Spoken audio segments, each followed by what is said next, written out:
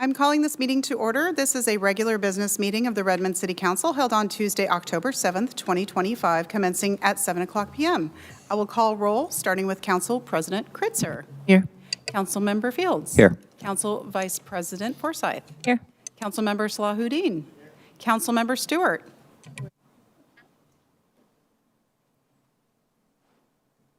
Councilmember Stewart. Here. Thank you. Councilmember Nueva Camina. Here. Councilmember Anderson. Here. The first item on the agenda is items from the audience. I have the sign-in sheet for members of the public to speak tonight. When I read your name, you will come up to the podium and have 3 minutes to address the council. Council members generally will not respond to comments or questions directly at the meeting, and members of the public are welcome to email the council anytime at mayorcouncil@redmond.gov. The views stated by members of the public do not represent the opinion of the City of Redmond, and as a reminder, RCW 4217A555 prohibits any public comment during the council meeting in support or opposition of ballot propositions, measures, or candidates. All comments must pertain to the City of Redmond business as indicated on the sign-in sheet, and I'm changing how I'm doing things. I've noticed that people are going over the 3 minutes, so at exactly 3 minutes, I will be turning off the microphone. There are 9 people signed up to speak tonight, and 2 people have signed up to speak remotely. I'll call out the first 4 names or so you know when you're coming up. We'll start with Aaron Hamilton, then Sasha Glenn, then Matt Lobby, then Chester Anderson.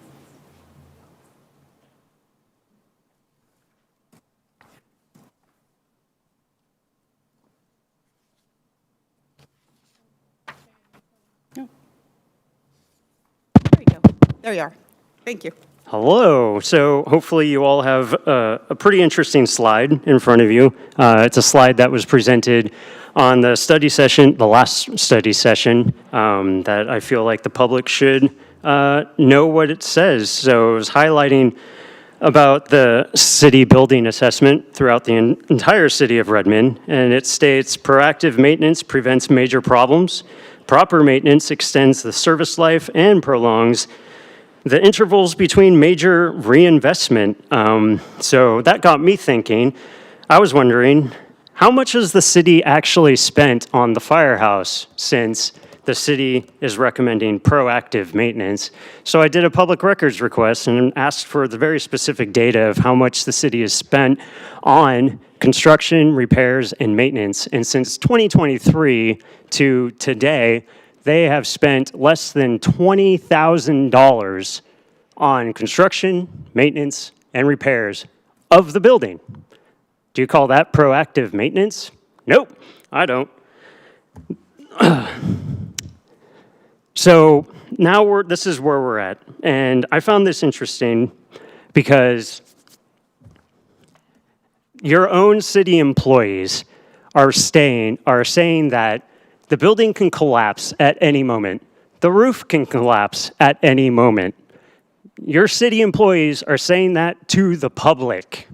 If that was the case, by law, you are required to classify the building as condemned, fence off the lot, so nobody can approach the building at all. If you're worried about public safety, you have to be worried about the entire public, and having people just walk around the park next to a building that can collapse at any moment in time per the city,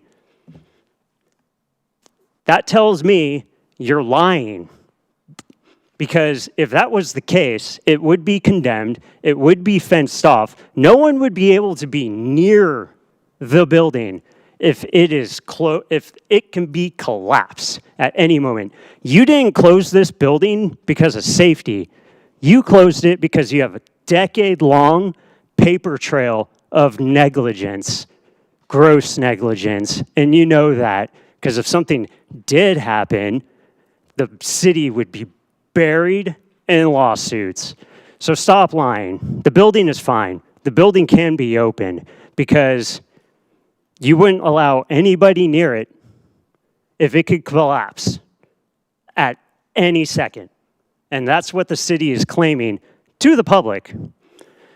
So I find that very interesting. But also, in conclusion, it's been 126 days since I initially asked for people to come to the table Next on the agenda is Sasha Glenn, then Matt Lobby, then Chester Anderson, then Ellie Friedel.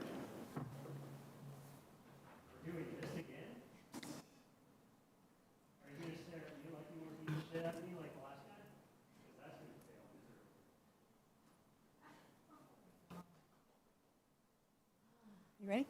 Hi. Just one moment, hang on. Hi. I haven't seen you guys in a few sessions. I'm sure you've all missed me so much. I'm really shocked at what this local government is like. It's really sad. It's like we're all looking at an aristocracy and we're like these peasants and we're here and we get like 2 seconds to talk and then you shoo us off and you nod your head and pretend you care and we're just nothing. Do we really have to come with pitchforks and torches? I hope not. But anyway, it's just sad. It's really sad. It's gross. It almost leaves me speechless, which is saying a lot for someone who's a civil litigator and seen quite a bit of horrible corruption in my time. And this city government is probably the worst that I've seen at this point. Which brings me to, I want to address the subcommittee that our group asked to be formed a couple of months ago.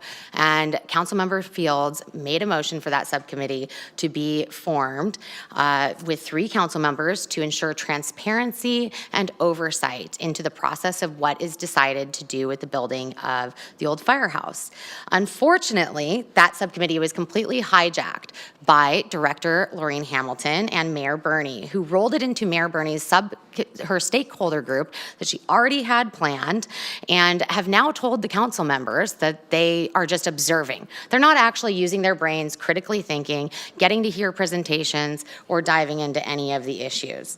Even more inappropriately is the fact that this stakeholder group is comprised majority of adults, only 4 of which of the members that are teens are from our group that has come here every 2 weeks for 6 months, begging and pleading to be heard and to have their opinions matter. Not one parent, including myself, that asked for the subcommittee to be formed was included, which seemed really predatory, honestly, to me.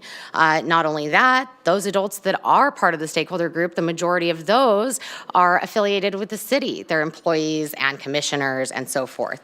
But really, I don't want to harp on negative things today. What I want to say is that you have already gotten the opinion of the stakeholders of the community. We have almost 4,000 signatures. We've been here for 6 months or more, just over that. Every 2 weeks, you've had parents, you've had musicians, you've had senior citizens come here and speak and tell you their opinion. Not one of those people has said they do not want the old firehouse, that they do not want a music teen center, a music-focused and arts-focused teen center. We are still very hopeful that this council will become proactive and step into the shoes that we know that you actually are in, and you do not have to buckle under the mayor and the parks director's directives. You can listen to what the community wants, and we are hopeful that you will engage on an honest process of restoring. Next is Matt Lobby, then Chester Anderson, then Ellie Friedel, then Wolf Adry.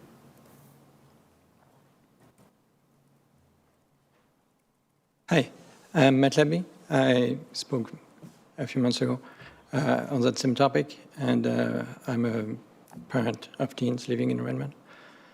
I went to the community engagement, I forgot exactly how it was called, a few weeks ago. I wanted to share with you that it didn't really feel nice. It felt like the process was trying to hide the topic with a bunch of questions that honestly seems completely, I'd say, orthogonal to the question at heart, which is, are we reopening this place or are we doing something new? I want to say that something new is extremely unlikely to hit the mark of what the community needs, what the teens need. And you can see that by looking at new stuff that is being built in this community and how soulless it feels. And so I don't know if it's hubris, if it's just checking boxes that need to be checked, but I hope you'll do the right thing. Thank you for your attention. Next is Chester Anderson, then Ellie Friedel, then Wolf Adri, then Faith 2386.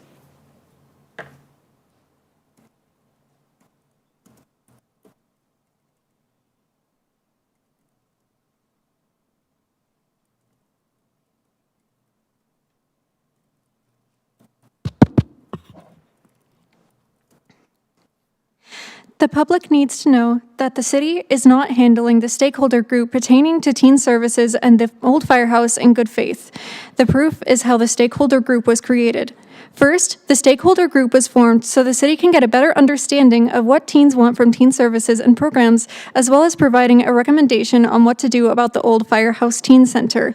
If that's the case, then why is it that out of the 23 stakeholders, only 8 of them are teens? You have 15 adults versus 8 teens, and wait, there's more. 7 of those 15 adults, half of them work for the city in some way or another. And I know, commissioners work for the city even though you don't pay them. Free labor. To have that many people who work for the city is a conflict of interest, but when you bring that up, you're dismissed as delusional and trying to attack the city. You sit there and tell us, and I quote, we want to make sure that we want to have at least half of the teen group of the group be teens, and we want to make sure that teen voices are prioritized, and that staff made extra efforts to engage more teens in the focus group. BS. If you saw an imbalance in representation and your ask was have to be teens, logic and common sense would say, let's remove some adults to make sure it's equal. 8 is 34% of 23. I don't know if that sounds like half to you guys. You wanted the teens to be outnumbered on purpose so you could intimidate and manipulate them, something that teens have voiced to the council and Parks and Rec from the very beginning. They shared with you how intimidated they feel, expressed how we aren't getting opportunities to talk or ask questions, how we feel outnumbered. We've expressed this multiple times and you've dismissed our concerns. Adults and parents have shared the same concerns with all of you and you dismissed them as well. The city's actions throughout this entire process are telling the community that teens aren't the priority and their voices are not centered in this process. But it can be resolved. Please remove the 7 adults that work for the city, crazy concept, and replace them with teens on the teen center stakeholder group. Right? I know, scary, but that way that we can make room for the teens. And look at that. 2 birds with 1 stone. We can actually make sure that these people who have been screaming to be heard, the stakeholders themselves, can actually be heard. But I guess that's too I guess that's too radical for you guys. Hope you guys enjoyed this attack on the city and all that it stands for by forcing you to uphold your values. Go Boiler! Next is Ellie Friedel, then Wolf Adri, then Faith 2386, then Sally Adriatico, and then David Morton.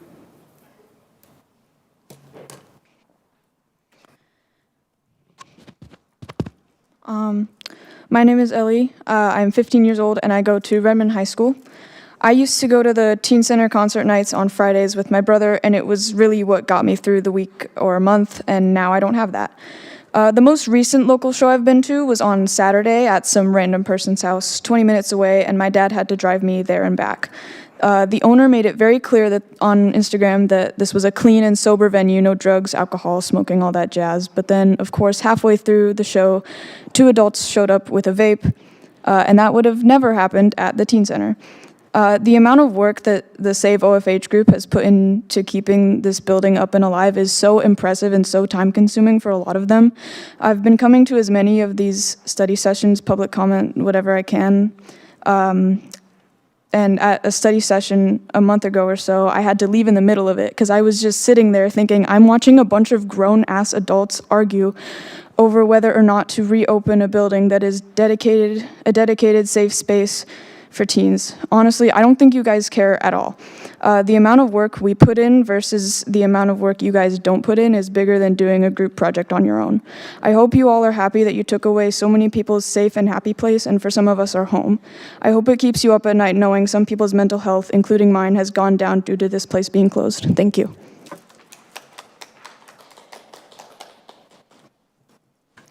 Wolf Adri, then Faith 2386, then Sally Adriatico, then David Morton. Hi. You guys should just stop doing public comment. It's obviously just a formality. You obviously don't care. You could just skip straight to business. But since you are, my name is Wolf, 18, OFH stakeholder. There are countless problems with the stakeholder process, but today I want to focus on something else. The direction of teen services in Redmond is very disappointing. I shouldn't have to repeat how the old firehouse changed my life, so I'll skip straight to the Redmond Community Center at Marimore Village, RCCMV. I started going April 1st, the first day teen services transferred there from OFH the week before. I arrived early every day it was open until the minute it closed, until my graduation from teen programs in September.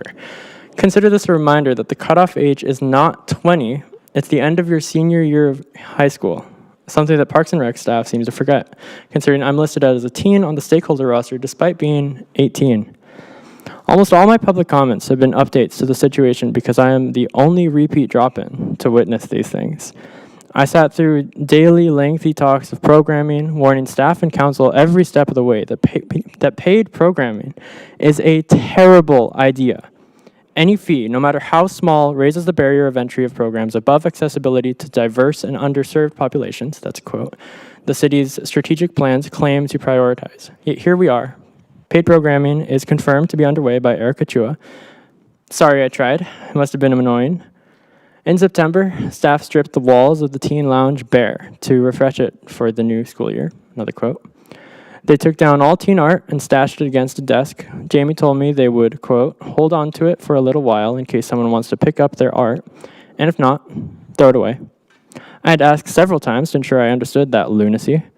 Worse, among the pile of garbage was an original old firehouse patch from the archives. The city's reluctance to make decisions endangers invaluable historical artifacts. I know you don't care, but you could at least pretend. The city acts like the non-existent attendance at RCCMV is growing pains. Quote, oh, people just don't know it's there yet, they say, as if the real reasons are a mystery, as if we haven't been yelling them at you bi-weekly. Furniture that every teen hated, exact comments on which I've shown repeatedly. I wrote and played a song for the city, and I'll play it again. If you didn't get the memo. Carcosa, Grave of Artists, is kinder to its citizens than you are. I would call Mayor Bernie the king in yellow, but the king was at least once an artist.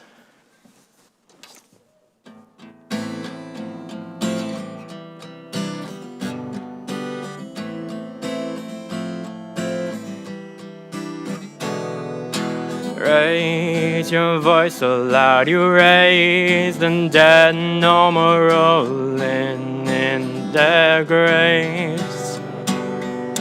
Necromance, every politician.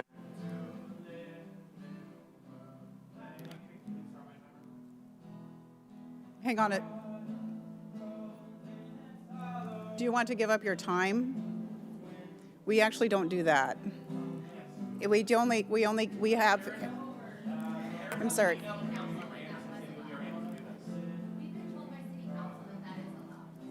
That's not in their rules, no. Not allowed.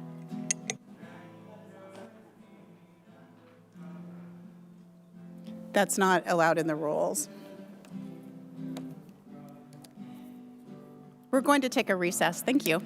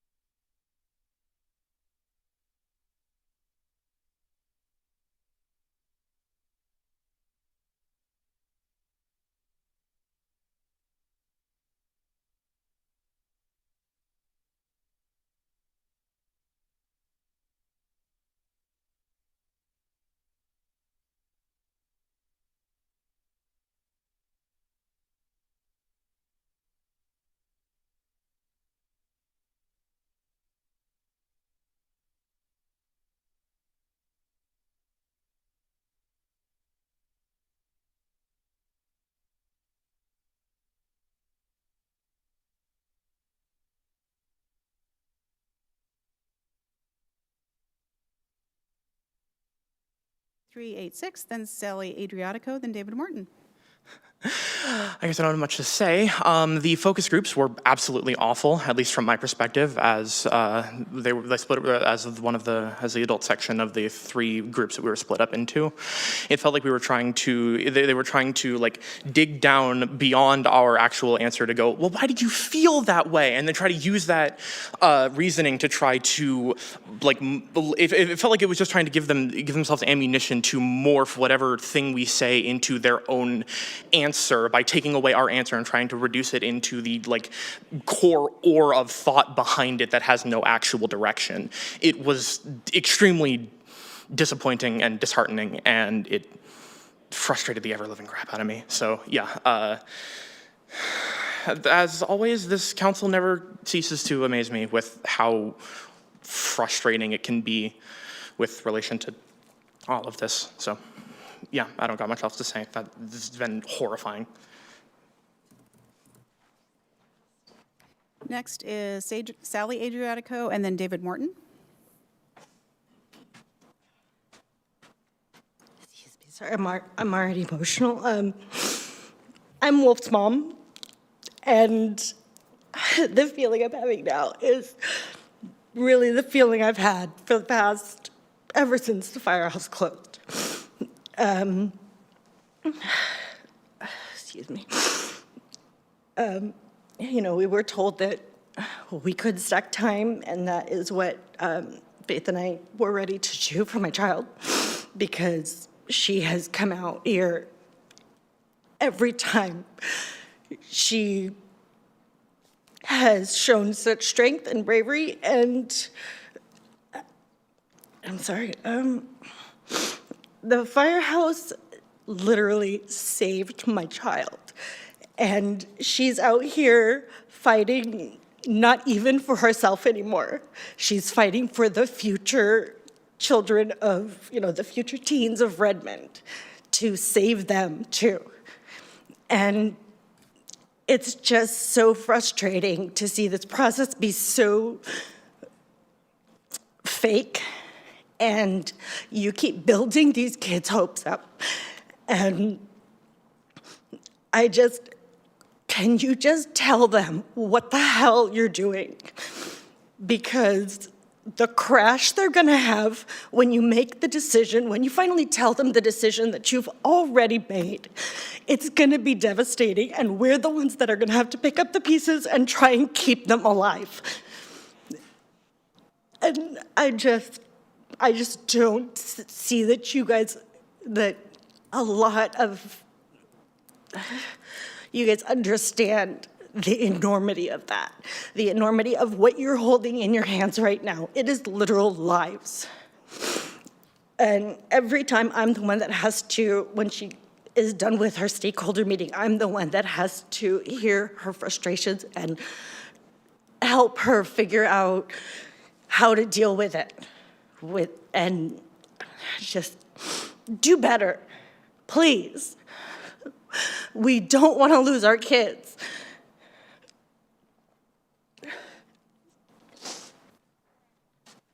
Next is David Morton.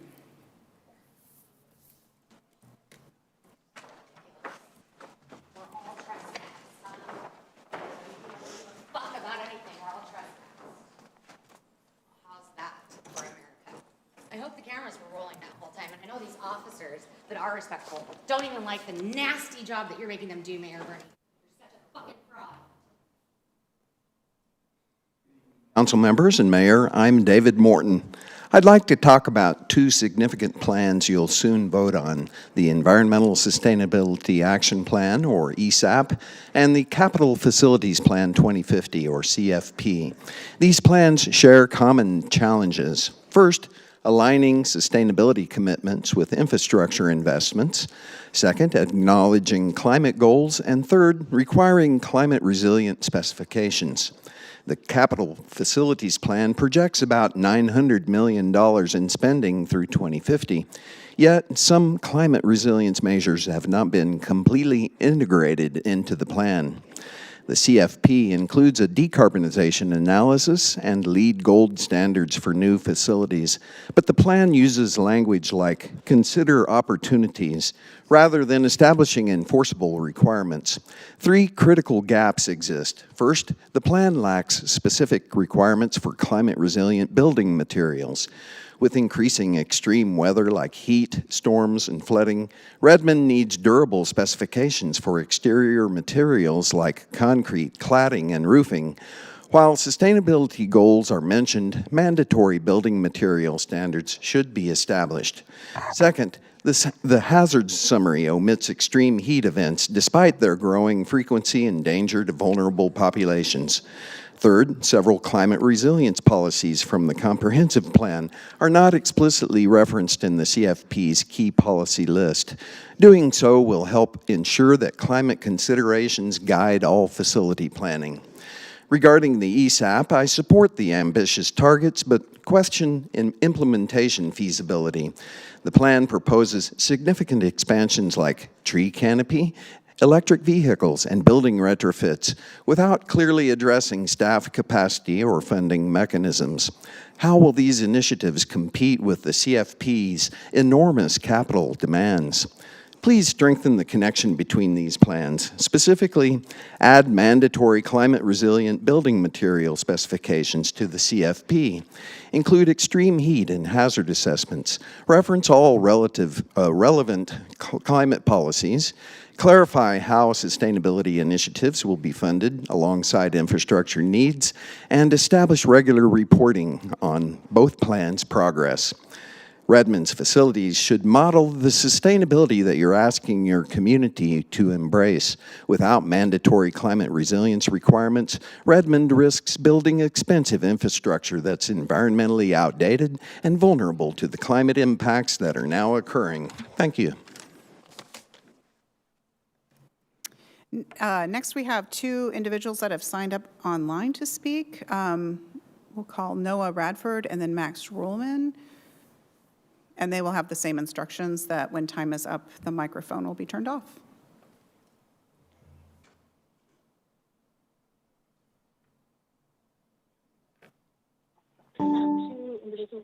Hello. Hello. You have 3 minutes to address the council, and at the end of the time, the microphone will be turned off. Please proceed. Thank you. You can go ahead. Hello. Oh, wow. What a farce. You can't even make this stuff up. I'm embarrassed to say that speaking to you about the firehouse is really the first time I have been civically minded and involved. I have a lot of peers who have been burned out trying to quote unquote fight City Hall, and I can see why. It's kind of by design. But you know what's really embarrassing? You. Holding your finger over the mute button and hiding behind rules because you can't stand to hear the truth from literal children. Over this summer, we have gotten to watch you craft yourselves into villains on the level of Lex Luthor that these people will never forget. You haven't even pretended to care. Heartless. I had a lot more written, but just absolutely heartless, cruel. I got to attend another town hall recently, and it was rather eye-opening to see how they at least paid lip service to the idea of listening to people, even if they outwardly didn't have a lot of money to bring. I don't know if any of you have children, but I'm guessing you're the type that if you do have teens, they're going to be kept too busy to need a third place after school. Get them to lacrosse camp, coding camp, leadership camp, so we can get them on city council and keep that gravy train going. Redmond has been swimming in tech money for 4 decades, and you claim, oh, shucks, this little town just doesn't have the money to spare. It's too hard, guys. But come on. We all know what's going to happen, and these people are going to remember you as villains, and I can't blame them. I got to tell the mayor of my hometown with informed seriousness, thanks to your context, please don't let our town become another Redmond.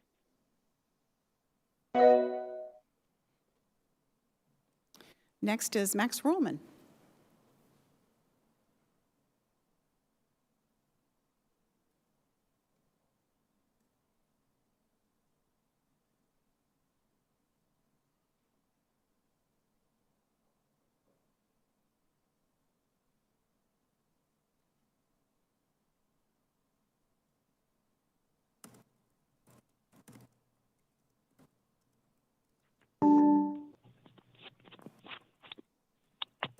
Hello?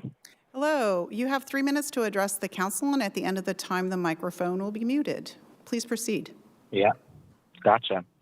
Hi, Angela. My name is Max Rollman, and I was recreation leader, summer camp counselor, adaptive recreation coach, and gym supervisor for the city of Redmond. Throughout the closure and engagement process, I've seen the institution designed to give our citizens a voice warped and taken advantage of by those with authority. The role of government is to serve its citizens, and the role of politicians is to advocate for their constituents. On the agenda is to purchase Redmond Community Center at Marymore Village from LW Tech. The fact that this is occurring without any public engagement is duplicitous, considering the fact that the teens have had to beg for an opportunity to save the firehouse.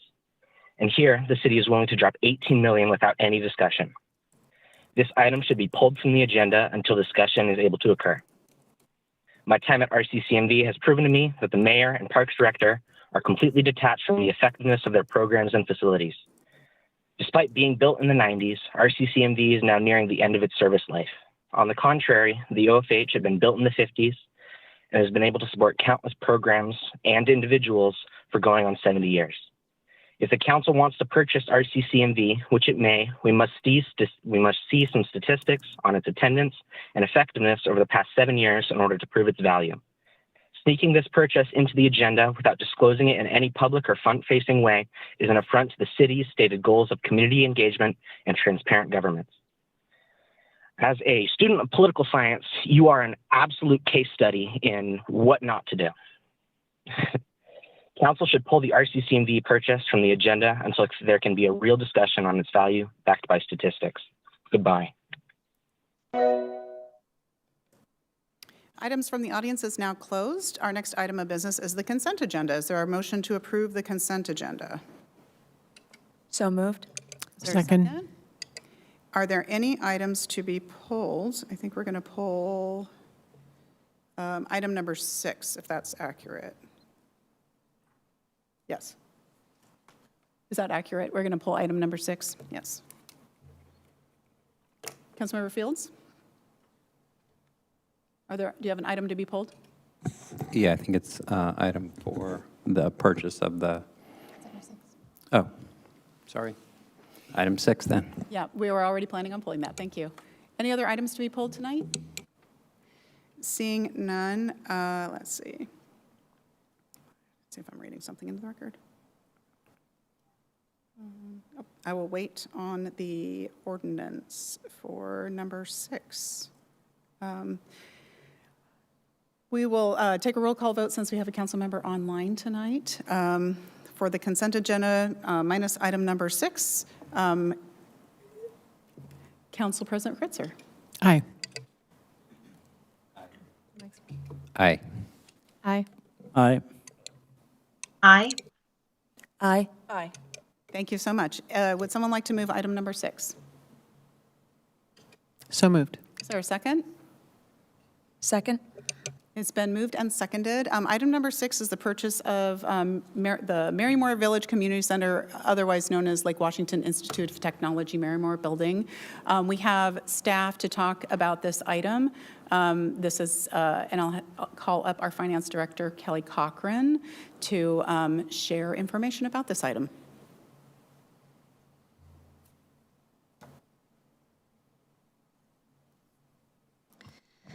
Good evening, Council. Thank you for the opportunity to speak tonight. On the agenda, on the consent agenda, is the request for approval to purchase the Lake Washington Institute of Technology, which is where we currently house our community center at Marymore Village. This fulfills a commitment that the city made to a very engaged and robust group of stakeholders that participated in the last update of the park plan. And it comes, we are able to deliver the purchase of this without impacting any of our current planned projects, and does not weaken our support to implement the capital facilities chart or plan that is currently being presented to you. I will be joining that study session, your next study session in October, later this month, to discuss with you my draft financial plan to support not only that plan, but also some transportation elements that are coming up. But I'm here to answer any other questions or concerns that you may have. Are there questions on this item? Councilmember Fields.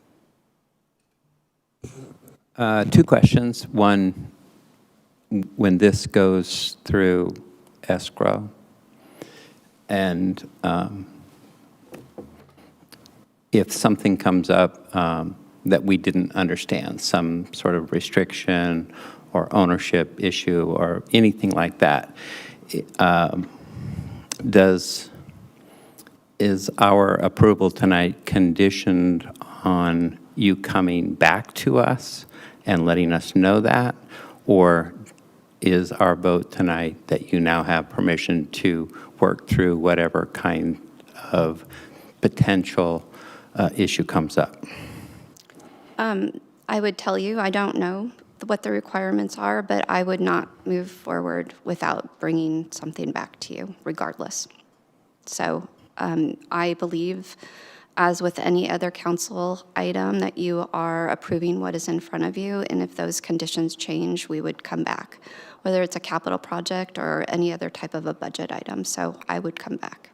So it sounds like we have the word of the finance director. If any issue comes up that is significant or would change the nature of the purchase, you will come back to us. Correct. Thank you. Second question is, I heard what you said, that there's no conflict with other capital projects. And I almost asked this at the Committee of the Whole meeting when we did the review of CIP. Is the OFH a project at this point? We heard some fairly interesting testimony from a resident earlier in this meeting that we have not put any money aside. Is there money aside to address whatever decision we make about the old firehouse? And since it's not on the CIP list, is that a potential conflict? The replacement or reopening of the teen center is within the scope of the capital facilities plan. It is a project that I am currently working to fund as part of the strategy that I'm putting together. I'm in draft form right now. There's a lot of information that I'm still needing. Council's feedback is one, stakeholder engagement another, developed cost estimates is another. But the teen center is a part of that picture, and I believe it's currently identified as a $15 million investment. Not in the CIP, but identified. It's identified in the capital facilities plan and then would become part of the CIP when the project is ready, if it is the choice you make. So voting to fund this tonight should not interfere with whatever plans we make for the teen center. Correct. I think that's a very important point to be made for the public. I would also make this point that from the time that I've been on council, we've talked about purchasing this property. It was always in our plan to purchase. I can't reassure the public that what will happen with the old firehouse. I hope that, in fact, what you're saying tonight is true, that we are looking to put money aside for that. But I don't want the public to think that this is a decision at the expense of moving forward with the old firehouse. Agreed. Thank you. Let's go with Councilmember Anderson and then Councilmember Forsyth and then. Could you recommend, or can you remind us what the cost of the lease was for this that we're changing? Just a moment, let me phone a friend. Thank you. He's flying up. Can you repeat the question, please? The annual cost of the lease? It was $46,000 a month. Okay. So I have to get my calculator out. I apologize. And then how many years have we had it now? 5 years? 500,000. Yeah. So I think there was 2.4 million or 2.9 million remaining in the lease. Okay, thank you. Council Vice President. Thank you. Could you, we just got a message, it was $500,000 a year was the lease price.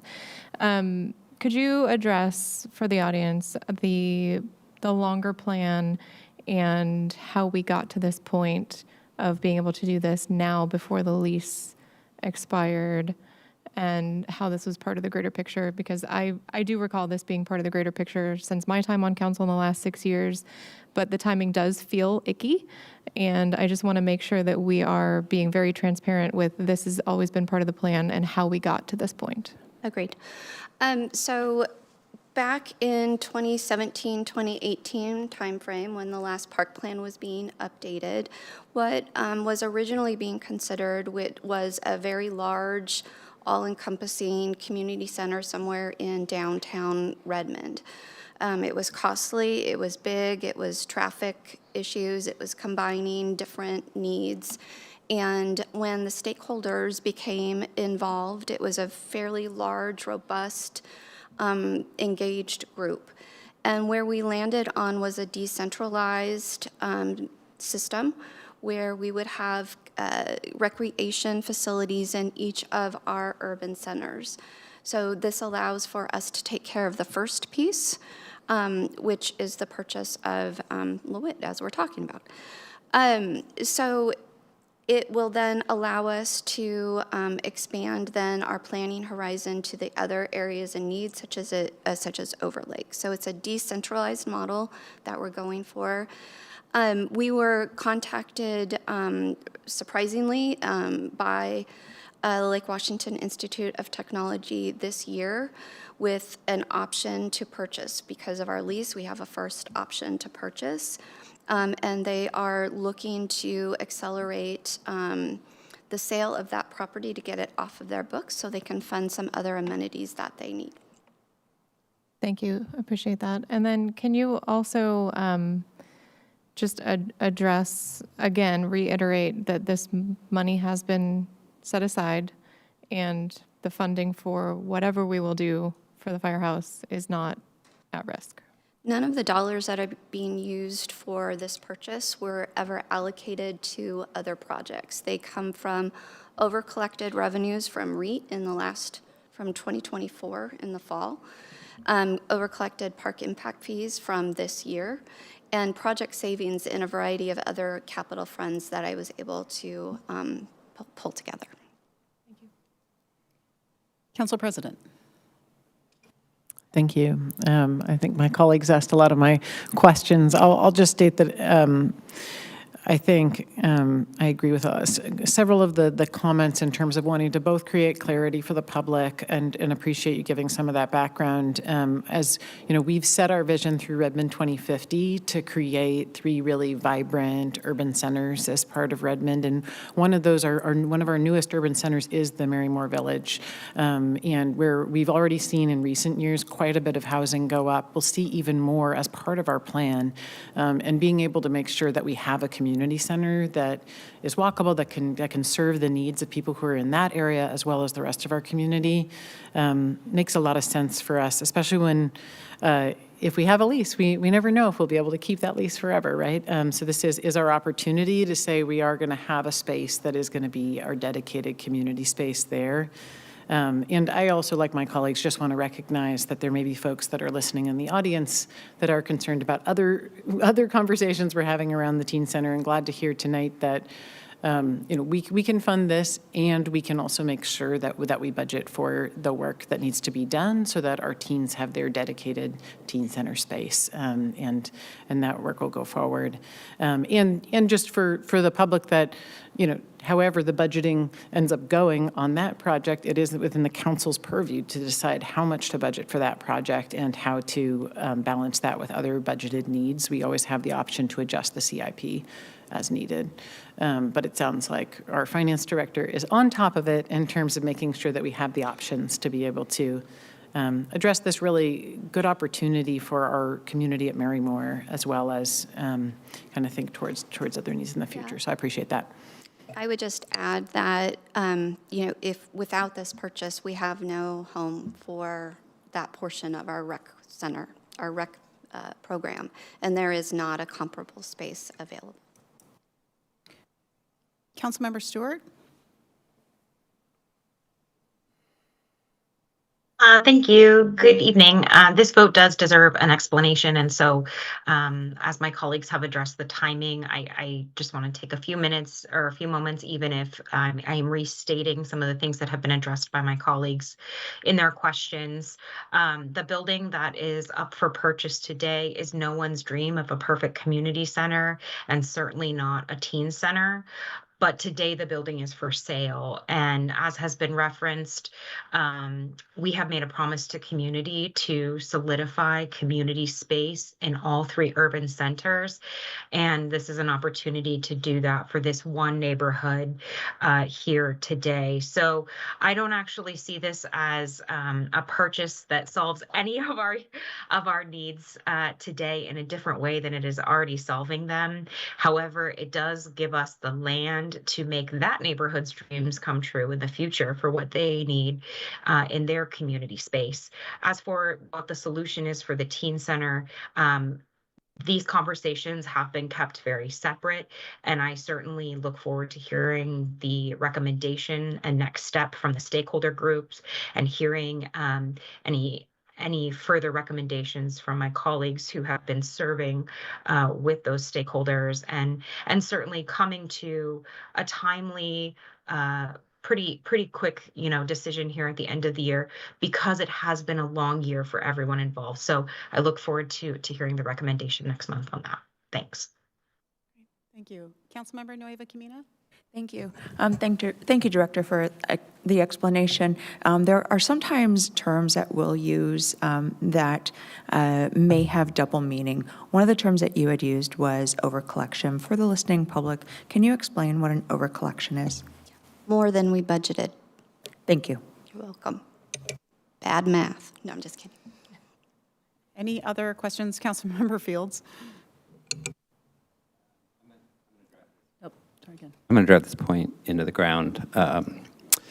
In a public disclosure request that was shared with me, there was a number of concerned residents about a note made by a city staff member that actually did equate the potential of purchasing this building with the sale of the old firehouse. That was in a note in documents of personal notes, or I'm sorry, city staff notes. And because that was shared by quite a few people in the public, it created some distrust. Can you just say, for the record, that you have never made that connection in your financial planning or recommendations on financial planning, that the sale of the old firehouse would in any way, shape, or form funds be used to pay for another facility? That has never been a part of the financial plans that I have developed, and in fact, the sale of that property would not have been enough to offset this cost. Thank you. Any other questions or comments on this item? Okay, seeing none, I'm going to read the ordinance into the record. Ordinance number 3229, ordinance of the City Council of the City of Redmond, Washington, amending ordinance number 3196, 3215, and 3224 by making adjustments to the city's 2025-2026 biennial budget in Exhibit 1. And I will read, let me find the item. One moment. Item number 6 is AM number 25147, approval of the authorization for acquisition of the Redmond Community Center at Marymoor Village and adoption of an ordinance to recognize the revenue and expenditure transfers needed to fund the acquisition. This is also going to be a roll call vote, starting with Council President Kritzer. Aye. Aye. Aye. Aye. Aye. Aye. No. And that passes 6-1. Thank you all very much. Next item on the agenda is, let's see, reports. We have 2 staff reports. Next on the agenda, 2 staff reports. The first is the Economic Development and Tourism Progress Report, and the second is the World Cup Planning Update. Carol Helen, Director of Planning and Community Development, will introduce both of these items. Thank you, and good evening, Mayor and members of the City Council. I'm Carol Helland, Planning and Community Development Director, and tonight we do have two related staff reports for you. First, you're going to hear from Philly Marsh and Jackie Lawler in our Economic Development Division on the successes in our first year of implementing our inaugural Economic Development and Tourism Development Strategic Plans. This will set the stage for the cross-departmental presentation of our planning and preparation for World Cup.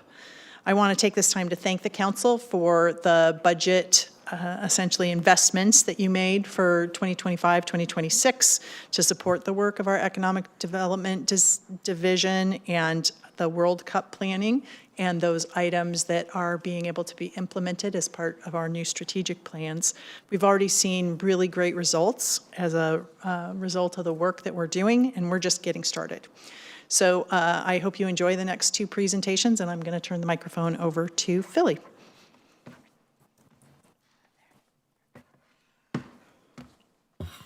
Good evening.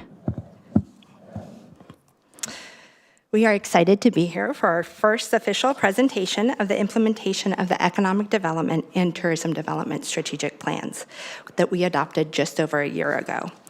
Tonight, we will give a broad overview of the work that we have launched, and in subsequent presentations, we will bring other team members to dive into specific topics of interest.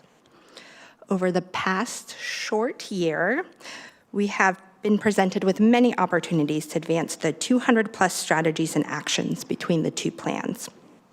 Tonight, we will introduce new staff and tools, share our cross-departmental alignment with many of the studies and plans underway at the city, debut our new and improved business relations program, enhanced tourism program, district development, placemaking, and creative economy. As Director Helen mentioned, after this first presentation, you will hear how many of these strategies are catalyzed through opportunities presented by the World Cup.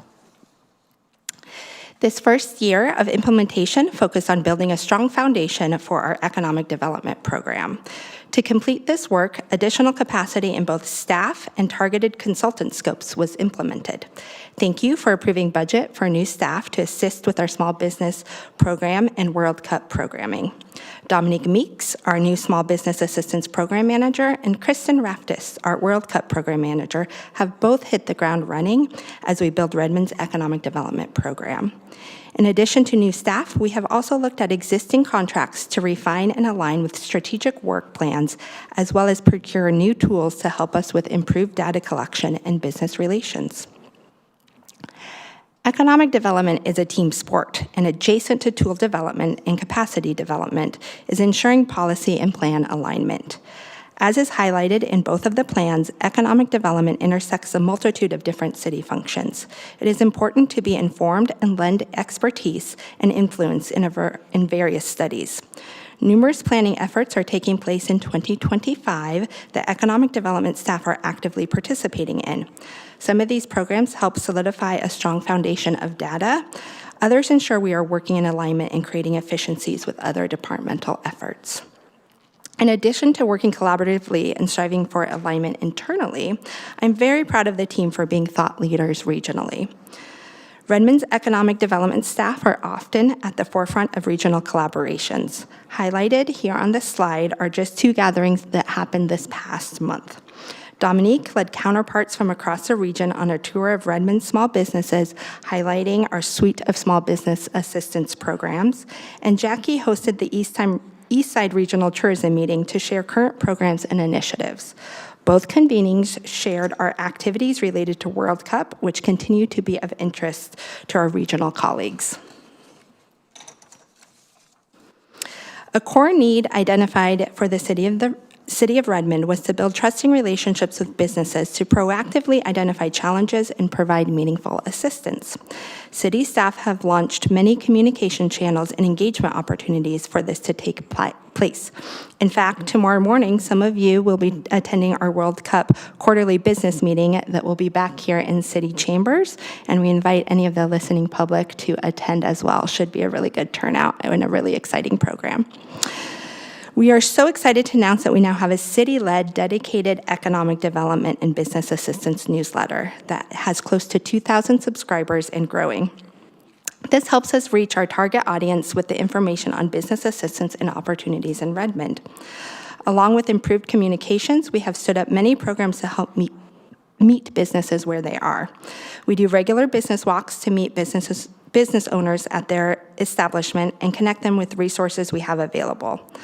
We've also launched routine small business office hours where businesses can come into City Hall, ask questions, receive assistance, and get connected to additional programs that could help them with their business operations. Watching what is happening with the job market, we know when there are layoffs, we get a surge of new business starts. We continue to be part of the Startup 425 Collaborative and guide programming to help our entrepreneurship ecosystem. We are anticipating to close 2025 with over 70 events supporting entrepreneurship on the East Side. This includes a successful Founders Institute series, as well as programming dedicated to space entrepreneurship. Redmond is fortunate to be home to many successful technology companies, and Redmond's educated workforce is attractive to many businesses looking to locate or expand. However, as you know, there's been a softening in vacancy rates, and it's important to maintain a clear, open, and welcome sign for companies to bring their economic impact to Redmond. This year, we secured the mayor's appointment to the Greater Seattle Partners Board and helped to host the Select USA spinoff event at Microsoft with 30 global ready-to-invest businesses. We continue to lead and support branding through Innovation Triangle and the Redmond Space District. If you visit our website, redmond.gov/ecdev, you will see our new business attraction video, and keep your eyes out for some more space industry press coming soon. With our additional economic development staff capacity, we have been able to build strong partnerships with commercial brokers and understand the real estate landscape and how we can support business attraction and leasing activity in Redmond. Now I will turn it over to Jackie to speak on our tourism program. Thank you, Philly. In tourism, we oversee a range of programs that support Redmond's visitor economy. Much of our work centers on the lodging tax funding and the programs those dollars make possible. We've just completed the first year of implementing the city's tourism strategic plan, as you've heard. City staff manage 64 initiatives outlined in this plan, and to date, we've completed 17% of them. We also manage the Experience Redmond brand, which includes the marketing and advertising contracts with Bullseye Creative. The contracts outline management of the Experience Redmond website, social media channels, e-news, and all tourism promotions and campaigns under the brand. To help elevate Experience Redmond even further, we recently added a Seattle-based public relations agency that specializes in tourism. As you heard earlier tonight, Redmond has a robust tourism granting program. It's one of the most generous in our region and helps support a wide variety of local events and initiatives. Thank you, Council, for your continued support of the programs and experiences that make Redmond such a great place to be. In addition, we work closely with our East Side and regional partners to strengthen tourism beyond Redmond's borders. You saw a recent photo of our most recent meeting this month. Together, we're helping to grow the visitor economy across the East Side and throughout Washington State. With the addition of Placer.ai geofencing reports, we're now able to access robust data insights that inform more strategic decision-making. Placer.ai aggregates domestic cell phone location data to identify visitor patterns and trends. As shown in this graphic, Redmond welcomed more than 600,000 visit nights in 2024. Visitors generated over $84 million in domestic spending, not including lodging expenses.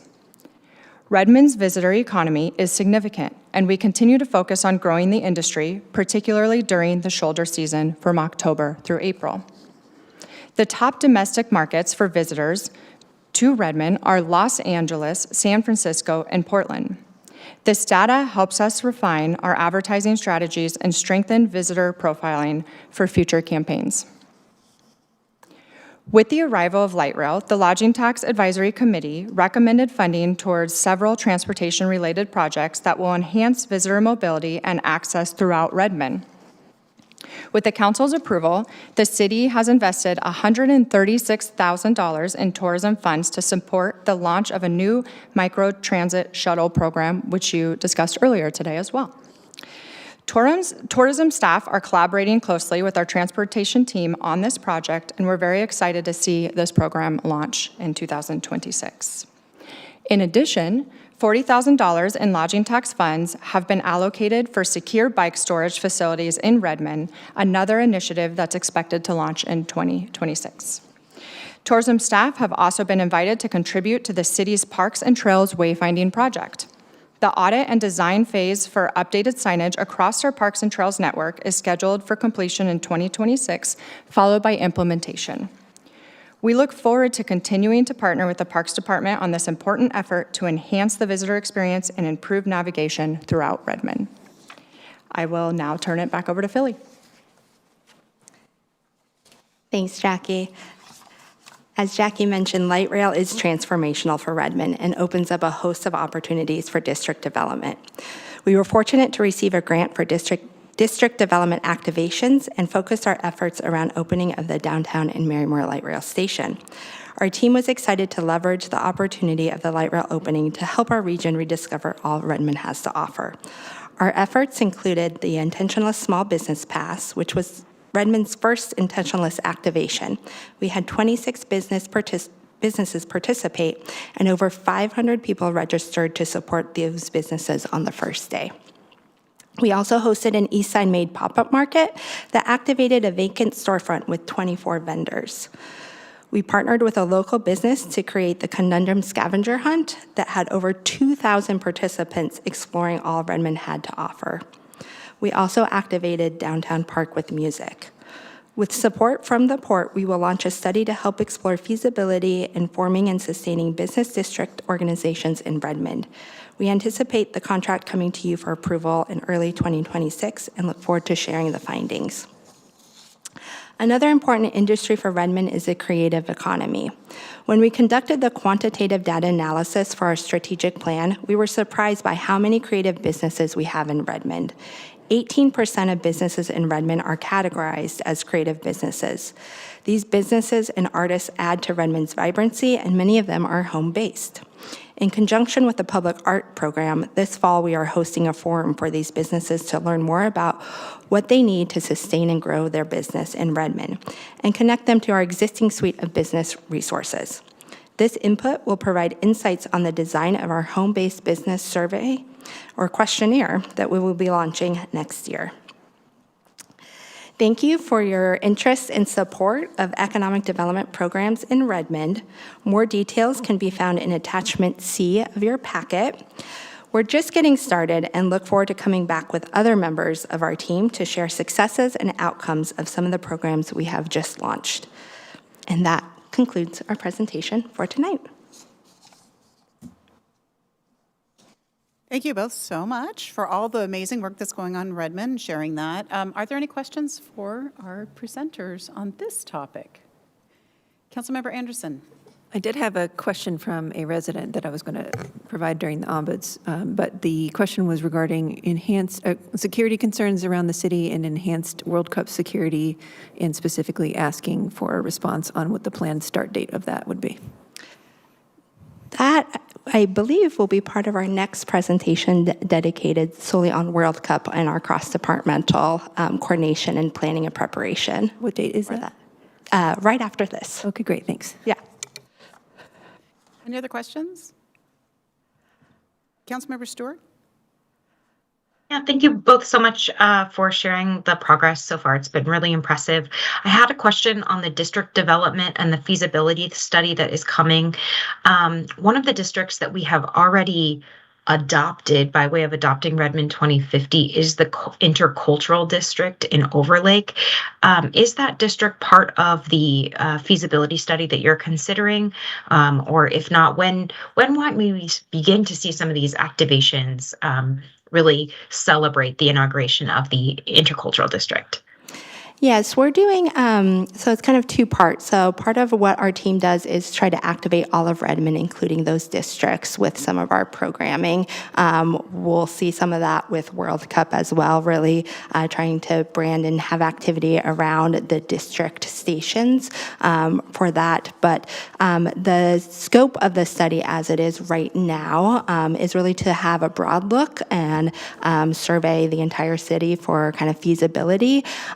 And then kind of what paths or recommendations for organizational development are recommended, but really looking broadly at all of the city, and then each one of those is going to be a different recipe, just depending on different situations. So we'll look at each in its own unique form. Okay, thank you. Any other questions? Councilmember Fields? On the circulator bus, so when I listened to a presentation in Bellevue, I don't know, a year ago, and they were talking about, what do they call it? Bellhop. And it sort of gave rise to this question in my mind, and I've asked this question a little bit as we've talked about this over past meetings. What occurred to me then was they're creating this really great resource, and they're emphasizing people who visit, they're emphasizing people who are going to, light rail to go to a Mariners game or whatever. Those are great things. Those are great community benefits. I'm concerned that this sort of split attention between people who are trying to get to their jobs or get to doctor's appointments, that they're in conflict or conflicting goals between those other things, the tourist and the entertainment. So what do you see as a dialogue or a narrative or a conversation to actually create the benefits for all of those things? Thank you for the question. So we have brought that exact topic up to our transportation team since there are lodging tax dollars associated with this spend. There's obviously a grant that's far more of the funding, but because there are lodging tax dollars, we do have to pay attention to the visitor economy and how the shuttles are helping with that. So what we're looking at is trying to pull some of that data throughout this pilot program, and we'll be reviewing that as we look at future funding sources. Thank you. All right, Deputy Director Allen here for Planning and Community Development. I just also wanted to share that I actually think it's something that's additive, Councilmember Fields. What we've seen in the data that we've seen from Bellevue that I'm hoping we'll collect similarly is that it's actually an average of a third of residents, a third of employee use, and then a third of tourism. And so I think back to the question that we had earlier, we'll receive the data of what kinds of users are using our pilot program, and then I think that will also help us know what kind of funding or what kind of services we're looking at. No, appreciate that. And I'm just trying to avoid any further schisms in our community. Absolutely. Thank you. Council President? Thank you, and apologies. I had to step out for a moment, so I might have missed you talking about this, but we do have an attachment also of a report around the tourism promotion area, and I'm curious if you can speak more to any. It seems like they're in collaboration with One Redmond. There's like a lot of planning going on and some initial development for what will kind of use some of those resources, but there is a significant amount of budget still for them to spend. And I'm curious if you can speak to kind of how the plans we're coming up with dovetail with the work of the TPA. So correct, there's two funding sources in tourism. There is the lodging tax, which the city helps manage with the committee and then the council's approval. And then there's the TPA, which is managed through an interlocal agreement with the city of Bellevue, which is what you're referring to. And One Redmond currently has the annual contract to manage that work plan. The way that we work together, which we're still refining and we're a couple years into this process, is that they're using the tourism strategic plan to try to manage the work that they're doing. We have requested requested to work on the next budget together. So we would like to, next year, refine this process further and actually collaborate more by working on the budget for their 2026, because 2027. We already have that process started next year in Q1. We're going to start actually doing the budgeting process, as you know, a year ahead of time. And so what we have requested of the TPA managing contract organization, which is One Redmond, is to work with us on that. And we will be presenting to the TPA on our work plan so that they can also see what we're doing through lodging tax dollars. And we hope to continue to collaborate and work closer together in the future. Wonderful. Yeah, I think that makes a lot of sense to think of it, even though it is a separate entity, that it can augment the work that we're thinking about and make sure there's not that overlapping piece. Especially as we think about things like transportation, for example. I know that they had the idea of maybe doing some sort of shuttle from Redmond to Woodinville wineries or some other piece of that, but to think about that in connection with our circulator could be really interesting. Correct, yeah, and that is a meeting that we just had to figure out if there's a way that we can combine those efforts through a separate contract. So that's something that we're in the early stage of discussing what the possibilities might be. Great, well, I look forward to you coming back to report on that. Thanks. Council Vice President. Thank you. I don't have a question. I just want to say thank you for all the hard work on this. I know it's a lot, and I know years ago when council was talking about this harebrained idea of having a circulator and how were we going to make that happen, and now you guys have made that come to fruition and maximized it for World Cup. And it all just seems to be coming together so seamlessly, but I know that is a lot of hard work on your part, and I just wanted to say thank you. Thank you, and I think those accolades go to our transportation team. So we're happy to get the accolades, and we're here to support them, but they have really done the hard work, and they've brought us along in the process, which goes a long way. Thank you. Thank you both very much. We're going to now jump to World Cup planning update with our Deputy Planning Director, Seraphy Allen. That's okay. Thank you. I'm going to give Philly a moment to pull up the presentation. While we do that, I will say thank you for the accolades around the microtransit shuttle. Some late nights making sure we filled out the grant application correctly, and it was so rewarding to be able to get that grant and then being able at this point to be able to actually see it happening.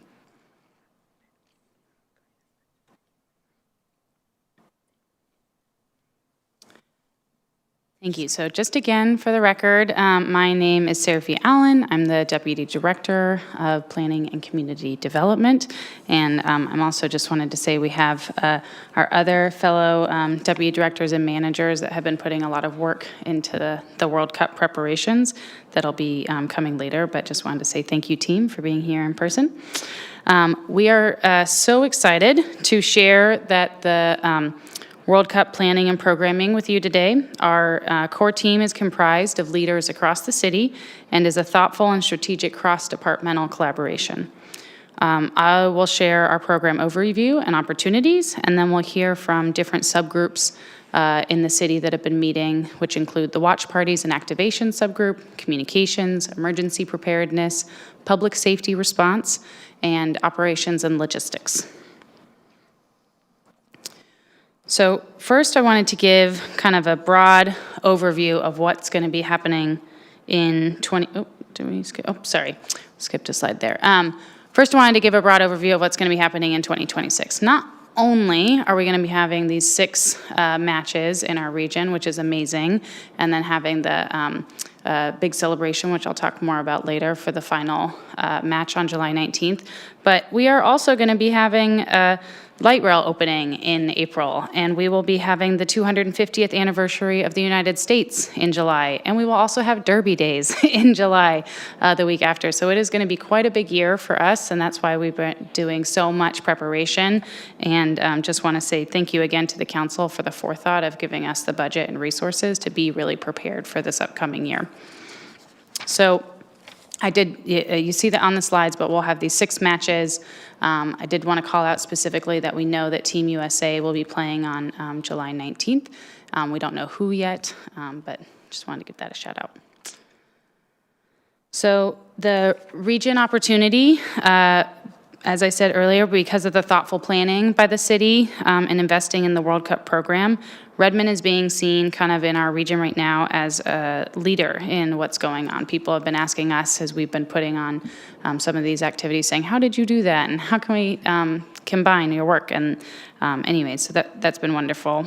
We've been working really closely with the local organizing committee, which is kind of the subgroup of FIFA that's made up of folks in Seattle that are really preparing for the World Cup coming. And I also want to say I'm honored to serve as Redmond's representative on the Seattle Sports Commission, which helps us to stay connected and influence what's happening in the region. So getting ready, we know that there's going to be 250,000 visitors. Oh, hold on one second. I'm so sorry. Let's see here. No? There. Yes, we are there. Okay, so sorry, to know what's going on here, we know that we're going to have 250,000 visitors in the region. We're expecting 50% to be international visitors with the average stay of 9 days and expecting 2 to 3 billion viewers. Redmond is easily accessible via light rail, hopefully, starting that time. And we're expected to be the first stop for many people. They do a lot of their transit planning to be able to make sure they can get to the games. If anyone's been trying to get to a Mariners game or playoff game this last weekend, you know how important it is to be able to get onto the light rail. International visitors from CTEC grew approximately 10% over the summer of 2025 and summer of 2024, and we're expecting that to only rise.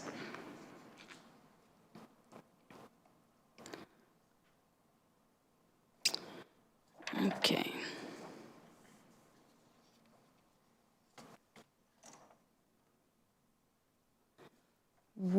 So moving on to activities. Sorry, I feel like the slides are going really fast and it's making me miss. Oh, this was the one I was trying to talk about earlier. Apologies. I think this is a little finicky here. This is to give you a little bit more information if you'd like to see it about what we're expecting in the region. Okay, Redmond is ready for the world. That's what I'd like to say.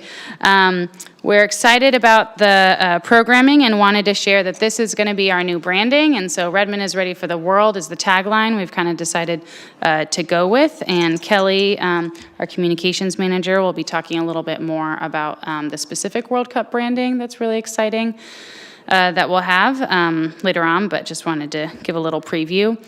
Everything related to our branding and our work here has been informed by the previously talked about economic development and tourism plans, and of course, moving us towards our goals that were set in Redmond 2050.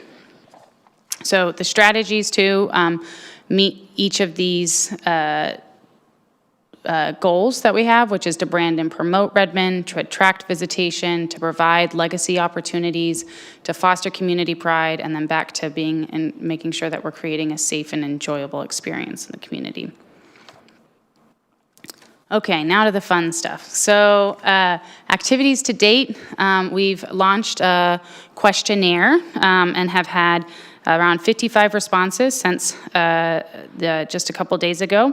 Top things that we heard from communities that they're excited about are watching games in the Redmond community, going to Seattle for games and activities, and cross-cultural opportunities to celebrate the World Cup with our diverse community.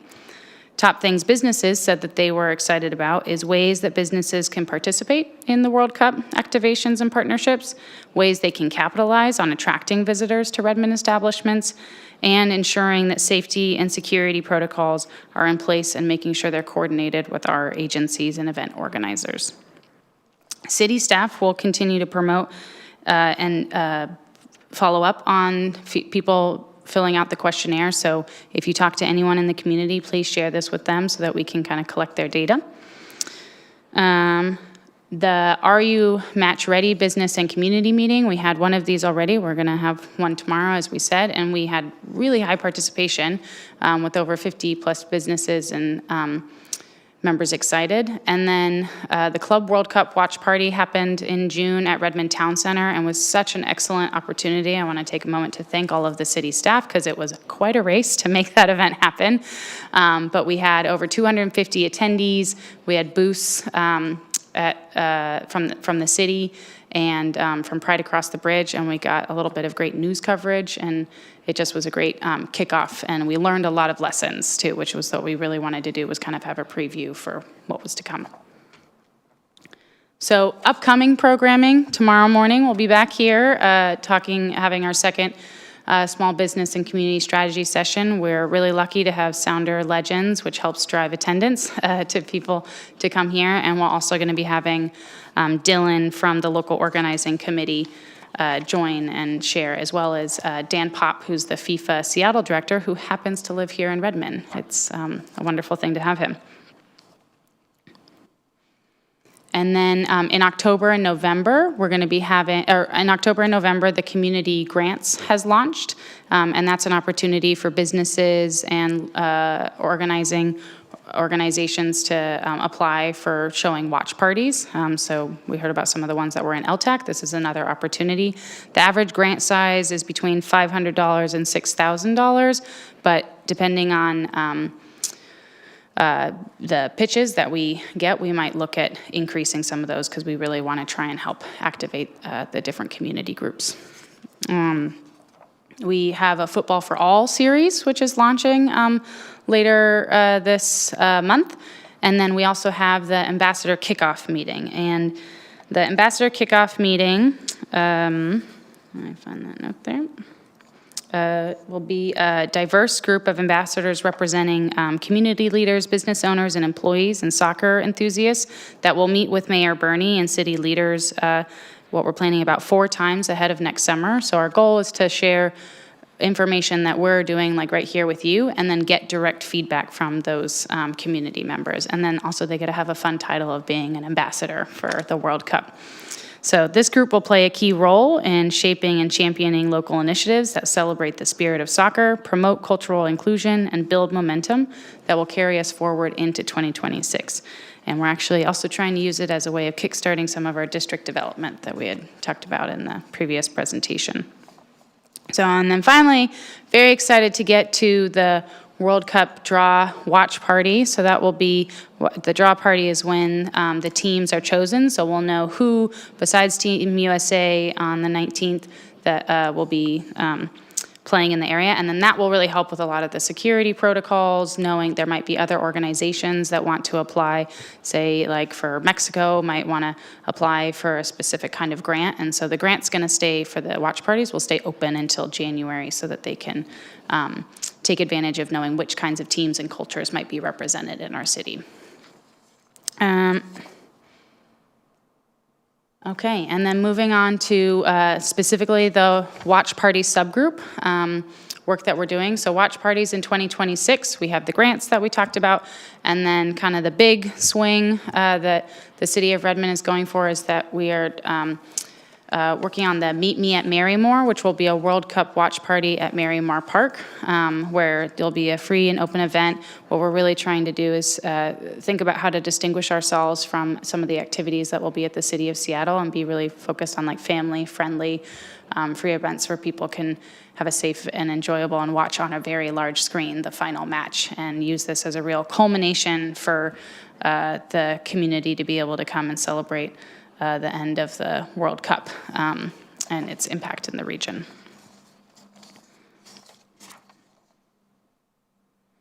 Okay. And I'm going to turn the microphone over to, oh, did it skip through again? Man, it's so touchy. 1. Okay, there we go. I'd like to turn the microphone over to Kelly. And I'll do it for you. Thank you. Good evening, Mayor and Council. Thanks for having us today to chat a little bit about World Cup. Kelly Schutz, Communications Manager here for the city, here to share about our communications and this plan. As Seraphy mentioned earlier, Redmond is ready for the world is sort of the branding that we've landed on. You can kind of see a bit of the look and feel represented here on the screen and in your packets. I'm really proud of the work that our lead designer, Kyle Muir, did on coming up with this, sort of combined a lot of information on what we as a city really wanted to get out of this program when we came up with this. Some keywords, something energetic, showing some warmth and welcoming, something exciting, engaging. So see, it's very different from the sort of things that might typically be seen on redmond.gov. And if you go to redmond.gov/soccer, which is where all of our World Cup information will be living, you can see this look and feel kind of applied more, and it's a lot of fun. So I encourage you to check that out. As far as the communications go, we rolled out this plan officially last week with a press release sort of detailing a lot of the information that you're hearing tonight. We've seen a lot of great feedback from it. We had Mayor Bernie on Good Day Seattle chatting a little bit, and honestly getting really great feedback about the fact that Redmond, we are making ourselves ready for the world. And what the near-term goal for the communications with this campaign is socializing that with the wider community and especially our Redmond community.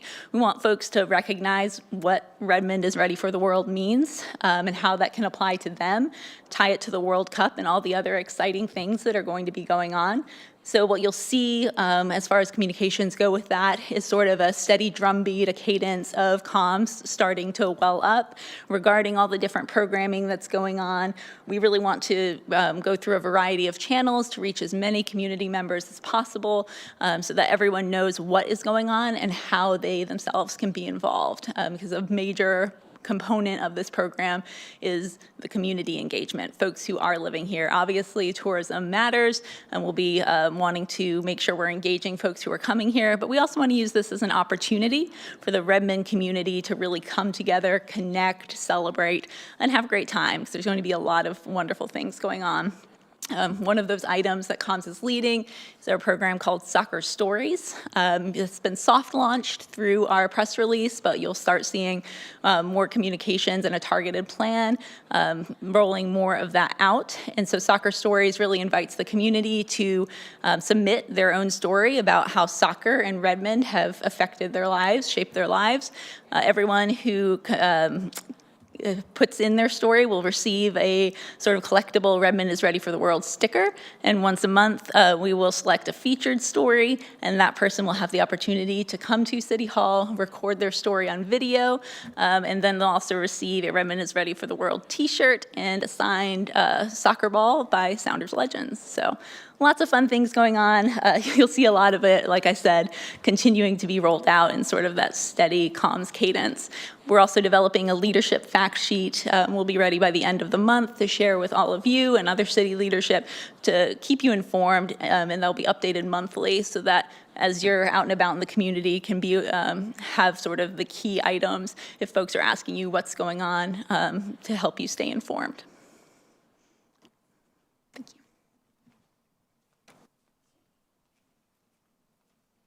Good evening, Council. I'm Ami Quirconi, Deputy Chief with the Fire Department, and I'm overseeing the subgroup that's related to the emergency preparedness. As we look ahead to 2026, the World Cup represents not just a global event, but it's going to be a regional stress test for all of our local public safety systems, even for cities like ours that aren't actually hosting an official game.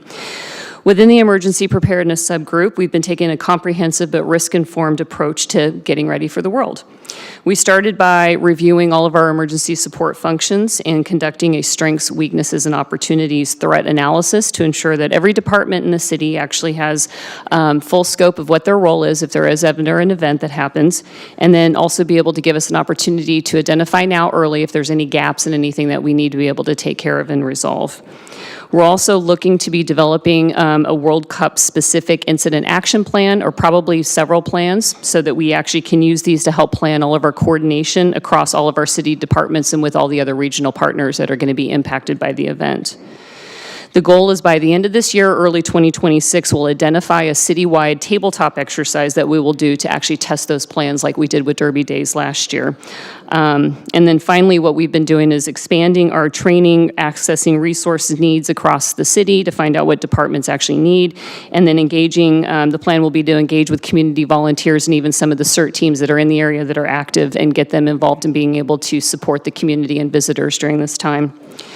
Through all of this, public education, as Kelly just mentioned, and communication is going to be a really key focus for us because we're going to be looking at creating simple messaging about situational awareness, crowd safety, and readiness that will help residents as well as visitors feel informed and not alarmed while they're here. And good evening. Brian Coates. I'm the Deputy Police Chief, and I have the pleasure of chairing the Public Safety Subcommittee. And we will work throughout this process closely in conjunction with emergency management because the two roles do intertwine. We've spent the first couple meetings establishing the objectives for the Public Safety Subcommittee. Just the top four would include to protect residents and visitors, support safe and efficient transportation, monitor and respond to emerging threats, and maintain public order in event-related gatherings. In this subcommittee, we're looking at it in two buckets. There's the known and there's the unknown. So what we can expect is that our hotels will be full to capacity. There'll be a lot on game days, a lot of pedestrian traffic moving from the hotel corridor to the light rail station. So we'll be looking at providing heavy visibility, heavy police presence throughout those commutes to and from the game.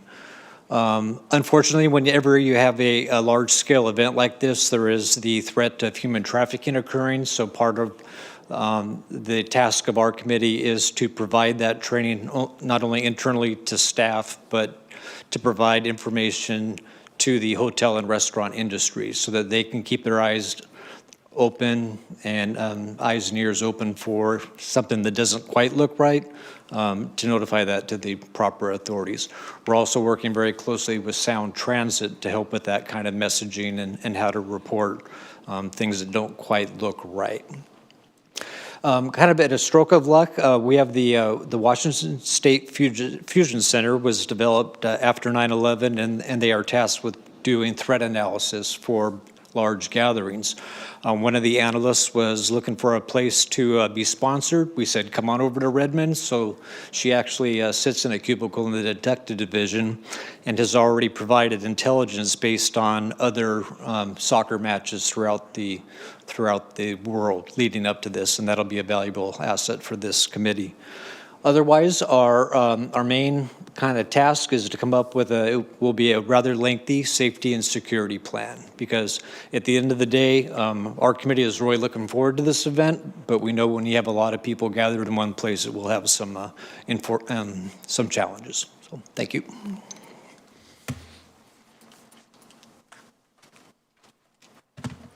Good evening, Council. Zach Hoovener, Parks Deputy Director. I am facilitating the Operations and Logistics Subgroup. We held our second meeting earlier today with interdepartmental staff, really understanding and talking about things such as wayfinding, maps, banners, transportation corridors, permitting for our watch parties and our grant opportunities for the public. We're also discussing, as we get those grants in, what that will look like for Redmond, where the watch party is being held. Is it at Downtown Park? Is it at Municipal Campus? Is it at another park, Astaire Park, et cetera? And talking about what that will look like from a traffic light perspective. Our concrete crew is already looking at sidewalk improvements based off potential pathways and transportation areas that folks will be going to light rail on. We have our TIS group talking about connectivity so that when we do watch parties, they can stream without buffering. We also have the opportunity to discuss a legacy sign. So in collaboration with our Public Works concrete crew, we are going to be celebrating the World Cup impact in the region by creating a new installation in Downtown Park. It will be oversized Redmond letters as a permanent park feature for visitors and residents alike.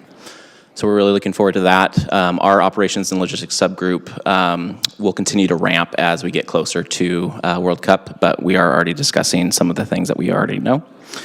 In our planning department, as previously talked about today, we're also excited to bring the microtransit shuttle to Redmond, with it starting in Q1 of 2026, as well as staff going out into community and getting feedback on a proposal that would require Redmond business license as well as a Washington State business license for short-term rentals, as we will see an influx of people due to the World Cup.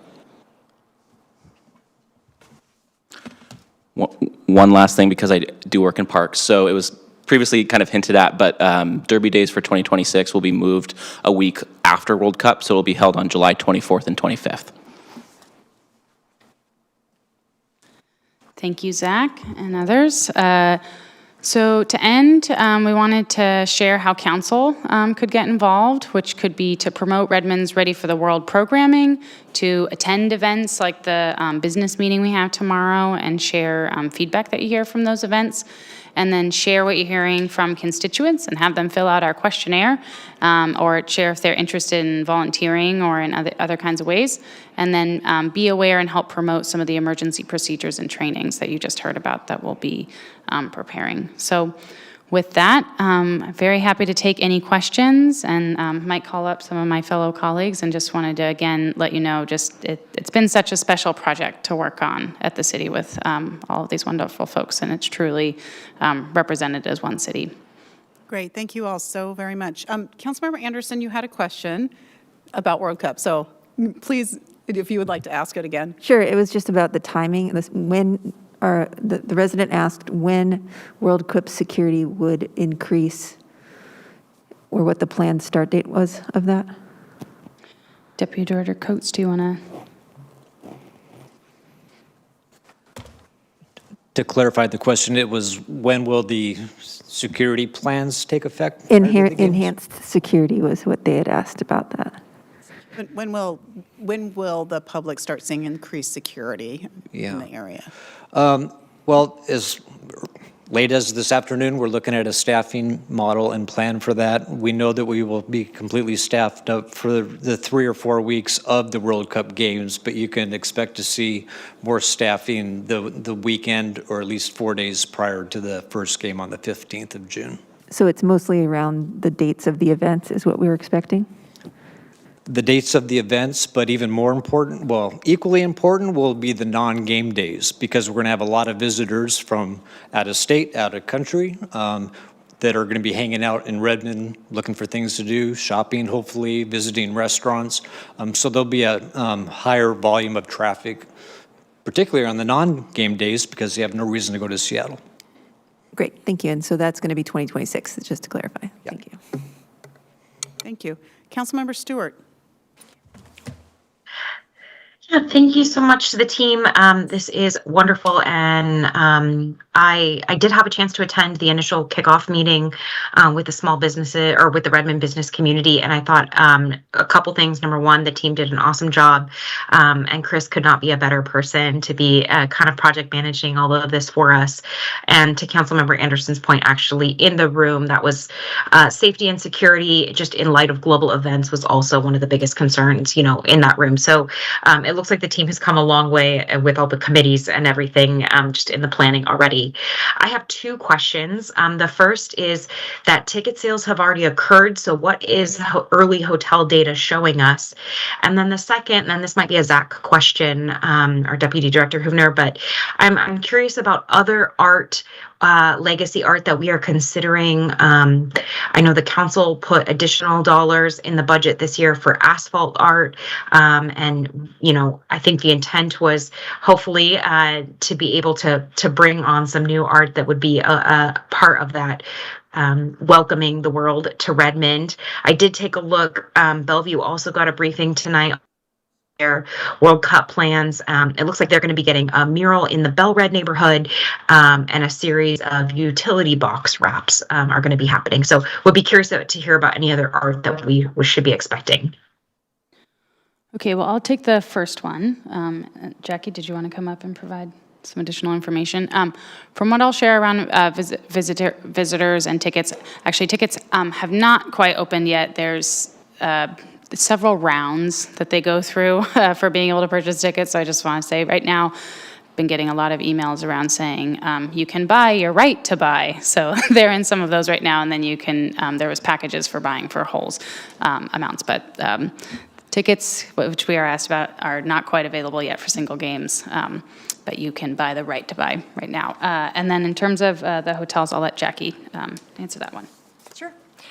We're not seeing any increase at this point in time, and what we're finding is that we don't know which teams are playing, so we'll find that out in December. And then what we learned from Expedia, from I believe it was Qatar, I think, is that people typically book, I think it was quite close to 50%, booked in the last 1 to 2 weeks of a game.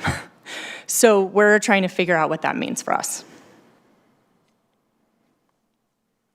And I'd say on our hotel capacity side, in the summer, our hotels are at pretty high capacity already, which is this is our peak season during the time. So I think we'll definitely expect to be at a high capacity, but that is one of the reasons why we felt it really important to address our short-term rental regulations, because we think because most of the hotels will be already at peak season and we're expecting 750,000 people in the region, that we needed to look at all the other kinds of ways that people stay in our community. And then Zach, would you like to answer the other question?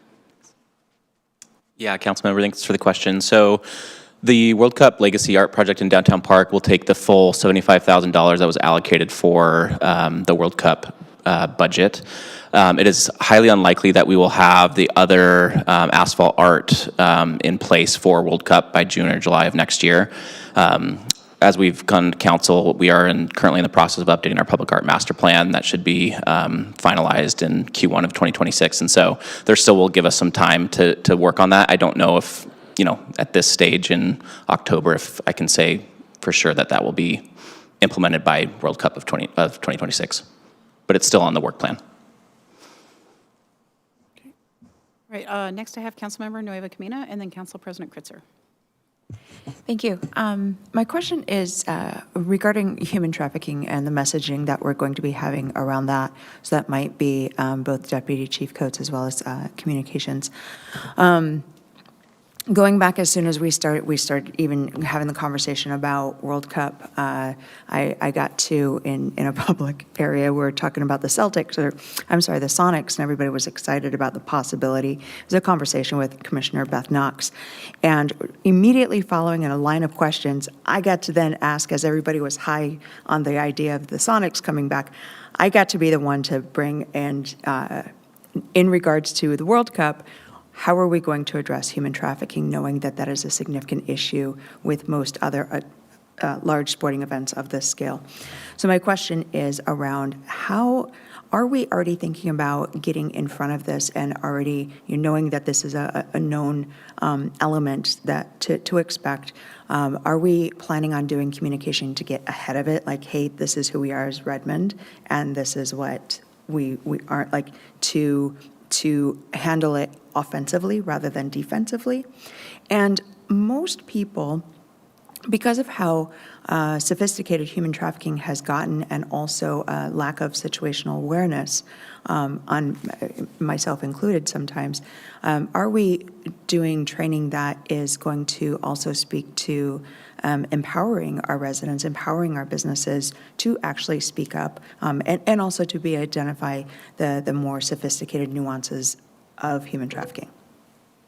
Yeah, I think that last point might be the most challenging, but unfortunately, human trafficking at large-scale events has happened in the past, and there are experts out there. So right now, we're evaluating 2 different vendors to provide the training, people who have kind of been there, done that, know how to recognize it, how to identify it. This is something that we are not as familiar with in Redmond, so we will take any kind of input and professional advice we can get. So we will get this vendor list narrowed from 2 to 1, and then, see how the rollout of the training will occur. For your first part, absolutely, we plan to be proactive. We'll work very closely with our communications department to send out public messaging campaigns. And if I had my way, the backseat of every light rail car would have here's a number to call if you know of someone or you yourself is the victim of human trafficking. And then with that, we have new technology out there, text to 911. We're going to be looking at a lot of different translation services so that when people need emergency help, they can get it. So it's early stages, but we'll keep you informed. I've got Council President and then Councilmember Salahuddin. Oh, or do you have a follow-up to that one? Oh, okay. Are you okay to hold on a second? Councilmember Salahuddin? Sorry, yeah, just a really quick follow-up. To sort of hopefully answer Councilmember Nueva Camina's second part is Seattle, FIFA World Cup Seattle has free trainings available specifically for small businesses to address how we can identify signs of human trafficking or making sure that we are addressing that in our local businesses and communities. And so Director Leo Floor of Local World Cup Chief Legacy Officer has shared those as well. And if I could add one more part to this, I forgot earlier, but I was introduced to some officials with the Port of Seattle who are kind of our regional experts when it comes to anti-human trafficking. So we'll be engaged in conversations with them as well. Great. Thank you. I was going to mention the port as well. They have really robust programming. So, Council President. Thank you, and thank you for this robust conversation and planning. About 2 weeks ago, or I think 2 weeks ago, I attended the Joint Transportation Boards meeting for all of the King County Transportation Boards, and the main focus was for us to be able to hear about transportation options as well as some of the general planning for World Cup from the kind of Central Planning Committee. And one of the things that they were mentioning at that briefing was that they are going to be designating official fan zones. And I had asked kind of what's like the next tier beyond official fan zones, because it sounds like Redmond isn't an official fan zone, but it seems like we're making our own official fan zone. So I'm curious if there's been conversation about that, and how we make sure that kind of all these really great events we're planning get onto those like centralized maps that they're planning and kind of plugged into all that infrastructure. Great question, and that was something that we were really pushing in the beginning before they announced the fan zones, and trying to make a real argument for that the east side is kind of separate, and because they said that they wanted the fan zones to be outside of the Seattle region, because they already have the kind of sponsored work that's happening in downtown Seattle. And so we pushed really hard and weren't able to make that happen. So we said, we're going to make our own, which is what we are doing with our programming. And that's where the connection and communication with the local organizing committee has been great. And they've been willing and said they're more than willing to help promote some of the work we're doing. And the Seattle Sports Commission has also been really supportive. And they're very excited about particularly our moving forward with the viewing party at Mary Moore. So there'll absolutely be collaboration. Well, that's wonderful. And I will note that I think there was, because I had kind of spoken up about that and about that some of our cities may be thinking about this, especially Redmond, and some of our neighboring cities were all expressing their excitement if Redmond's going to be organizing stuff, about us also thinking, especially from the transportation element, of how we kind of get folks in and connected across as well. So, especially for our fellow East Side cities, as they can join in the party. I'm glad you mentioned that, because actually tonight, the City of Bellevue, their Economic Development Division, is also providing a presentation, and they're doing a lot of focus around doing activations around their light rail stations particularly. And so that's something that our team has been meeting with them about, and how we further collaborate. And we're also hoping to make the watch party at Mary Moore something that is, again, more of a regional partnership. Hopefully our new King County executive would be excited about it. And the other cities have also expressed interest in potentially partnering. So that's really not just a Redmond focus, but a regional focus.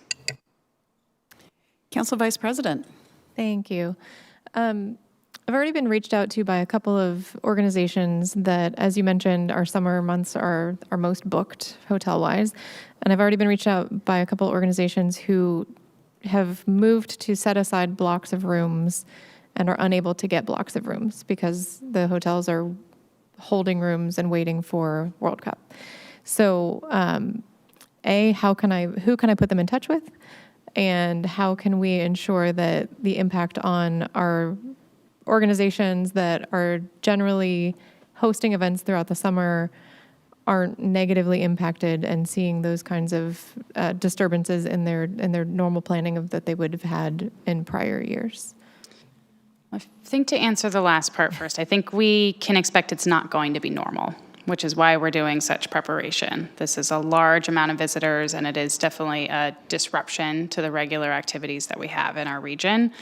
And that is why we're doing such preparations to try and make it as smooth as possible. We didn't talk about some of the other things, but funding was put in the budget to make sure there's additional trash collection in addition to security. So on the government side, we're definitely doing our best to make sure our services are staying maintained. I think Jackie might be able to speak more to the hotelier capacity, but I think that will be something that is constrained during the time. And one of the reasons why we looked at moving Derby days was to try and also not try and conflict with during that period as well. We also have some pretty large soccer tournaments during that timing, so they're working with us and they've moved them out of that timing.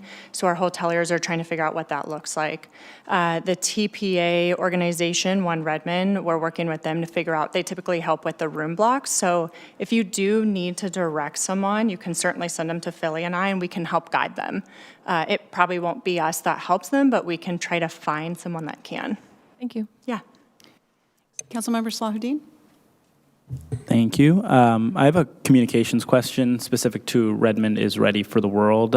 Just appreciate all the work that went into this design, and I noticed that it's sort of soccer agnostic and making sure that we are getting ready for other events or other opportunities. Is this something that we're forecasting well into the future, knowing that 2031 we're having the Women's World Cup come to the United States? Is that something that this would be used for? Yeah, so the idea behind Redmond is Ready for the World is certainly, as you said, to look further ahead. I don't know if that look and feel, like the colors and the design elements, would necessarily carry on for years and years and years, but the idea for Redmond is Ready for the World as a tagline and how we apply that and how we hope the community comes to rally behind it and see it as a form of connection is certainly more forward-looking. I'll just add, I think we also specifically did make it a little more soccer agnostic so that it could be for future things and in alignment with our tourism plan overall. And we can always sneak a soccer ball in there if we want to. Exactly. And I mean, we have there was that tagline, and then we could add a little sub one if we want. So I think there's definitely been a lot of thought about that. For sure. Councilmember Nueva Camina? Thank you. I would be absolutely remiss. I hope that we're in a different situation come June and July, but I would be absolutely remiss if I did not address the current climate regarding immigration. And we are literally welcoming the world to our home. Meanwhile, we've got a lot of residents who are quite scared right now. If they have family visiting, whether there are residents in the United States or from abroad. Has that been considered at any level? And if so, where has that been coming into the conversations and the planning that we're doing? I think that's definitely been a part of the discussion, and particularly why we're focused on making Redmond such a welcoming place and trying to be clear with what we can do. I've also heard, because we've asked, I remember Council Vice President Forsyth had asked about potential changing numbers. I asked the local organizing committee about that, and they said they're not expecting any different change for the numbers. And they're continuing to keep us appraised, but I think it will be an ongoing kind of dynamic situation going into next year. Thank you. All right. Lots of questions, a lot of great work. Look forward to the next presentation where you're going to come back to us in a few months or so. Yep, we plan on providing you quarterly updates, so you'll see us again in the new year. I also realized I would be remiss if I didn't give a shout out to our World Cup program manager, Chris Raftis. So she's online tonight because she's going to be here early tomorrow for the business meeting, but just wanted to give her a shout out too. Great. Thank you all. Thank you to the team. Really happy that we are getting ahead of this, and I know our community will appreciate it as well. So thank you so much. Next on our agenda is Ombuds reports. We have, for the month of September, Councilmember Anderson, and then the month of October is Councilmember Nueva Camina. Councilmember Anderson, do you want to finish up September? Yes. So this is quite a long list. There was several emails that I missed last month. Let's see. So I also sent this to Cheryl, so she has this already. There's an email regarding a concern about, I may have also repeating a couple, I apologize for that. An email regarding a concern about a queer small business owner who asked the city to remove building signage. I believe that was responded to and addressed. We had a resident inquire about directed energy and acoustic weapons in use at Avalon Estera Park. We had some positive comments on the planned ESAP refresh for our Environmental Sustainability Action Plan. We had a question regarding enhanced World Cup security and planned start date, which we just discussed. We had some concerns about illegal tree felling in Redmond at the Light Industrial Park near Schindler Elevators and Stucco Flex International. There was a statement provided by a frequent writer that was about the dismissal of Alex Zimmerman from King County District Court. We had got a few questions and comments for Sound Transit regarding Councilmember Balducci's planned regarding Councilmember Balducci's plan. We had some comments regarding the proposed parking plan around the 170th Avenue and 80th Street following the study session about downtown Anderson Park. We had comments from a resident regarding legislative session funding requests regarding energy-intensive AI. We had a resident hoping to see the stop of the downward slide in Redmond's safety and security, requesting we please do not take any actions to add burden on anyone's enjoyment of their rights. We had several comments about the teen center delay. We had a note regarding noisy leaf blowers and related health concerns. We had some comments sent in with concerns about theft security for QFC. Some general comments on council's chilling effect for shutting down folks at items from the audience. We had some concerns regarding the proposed changes to Interlake Sporting Association operating hours. A resident sent us multiple emails noting concerns about the Silver Cloud Inn and having a difficult time themselves in describing alarming living conditions. We had a sign-on letter follow-up regarding the lavish roots dining workers at Metafile for the labor. We had a long conversation. I also had a long conversation with a teen center advocate, and the general sense from teens is that they feel mad and frustrated and underrepresented. We had some conversation about building safety and condemnation.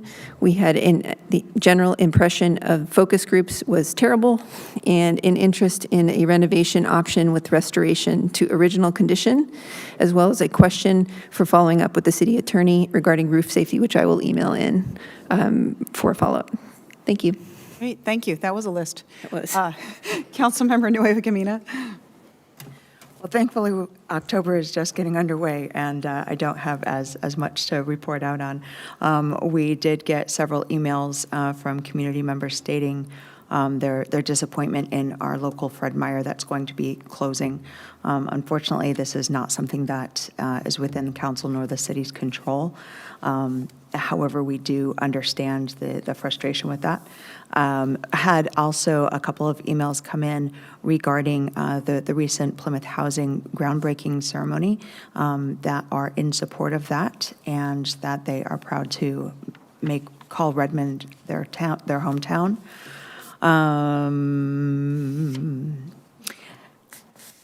Another community member formally expressed their regarding recently implemented mandatory housing affordability fees. However, there has been a response already made by Director Helen from Planning. And as a quick reminder that the federal government has shut down, and what that means for us here in Washington can be found at, I'm sorry, I'm having technical difficulty here, at ofm.wa.gov, where you can find out exactly how that will implement or impact you. Okay, thanks for sharing that. Welcome. Any other ombuds items for tonight? I see Council Vice President. Thank you. I responded to a request for crosswalk and school safety. The mayor and I had the opportunity to speak at the Great American Rail Trail event a couple of weeks ago in support of our section of East Trail being part of the larger Great American Rail Trail, which, fun fact, it goes from Puget Sound to the Potomac. So that's a pretty cool trail experience. Councilmember Nueva Camina and President Kritzer and School Board Director Yoakum and I attended the Redmond High School Marching Band uniform unveiling last week. I've had some conversations over data security sharing and flock and automatic license plate readers, and we will be getting that briefing at the next public safety meeting. And then Councilmember Stewart and Nueva Camina and I also had the opportunity to go to the airport, which is now just SEA and not SeaTac anymore, and do a behind-the-scenes tour about their preparation for World Cup and beyond and capacity for our region and learn all the ins and outs of what that looks like. And it was very interesting to be in a charter bus driving around on the tarmac and seeing just how busy those pathways and crossways are. And there was a lot of activity there. So be grateful for the airport folks and our airport staff. Great, thank you. I have Councilmember Stewart online. Thanks so much. It's been a really busy few weeks. I've had some visitors at my office hours. We've talked about some environmental issues, some volunteerism questions. Director Hamilton actually got back to me on some of those, and it sounds like the council will actually have a briefing on how the new volunteer program is going here shortly. The council, we also had our council conversation in Estera Park, and was probably one of my top 2 favorite nights of being able to serve the people of Redmond. It was just a lovely night, literally conversations until the sun went down and beyond. I do want to recognize the communications staff as well as Deidre, who helped the night be so successful and helped us meet so many new neighbors in Estera Park. I took a few staff briefings the past couple weeks, and I am sharing these because I often say on the record I'm going to follow up with staff. So a few that I took in the last few weeks are regarding my questions on sustainability through the Municipal Operations Center redevelopment, sustainability in our fire fleet, and some lingering questions that came up for me at our last study session on the Environmental Sustainability Action Plan. There have been a ton of events.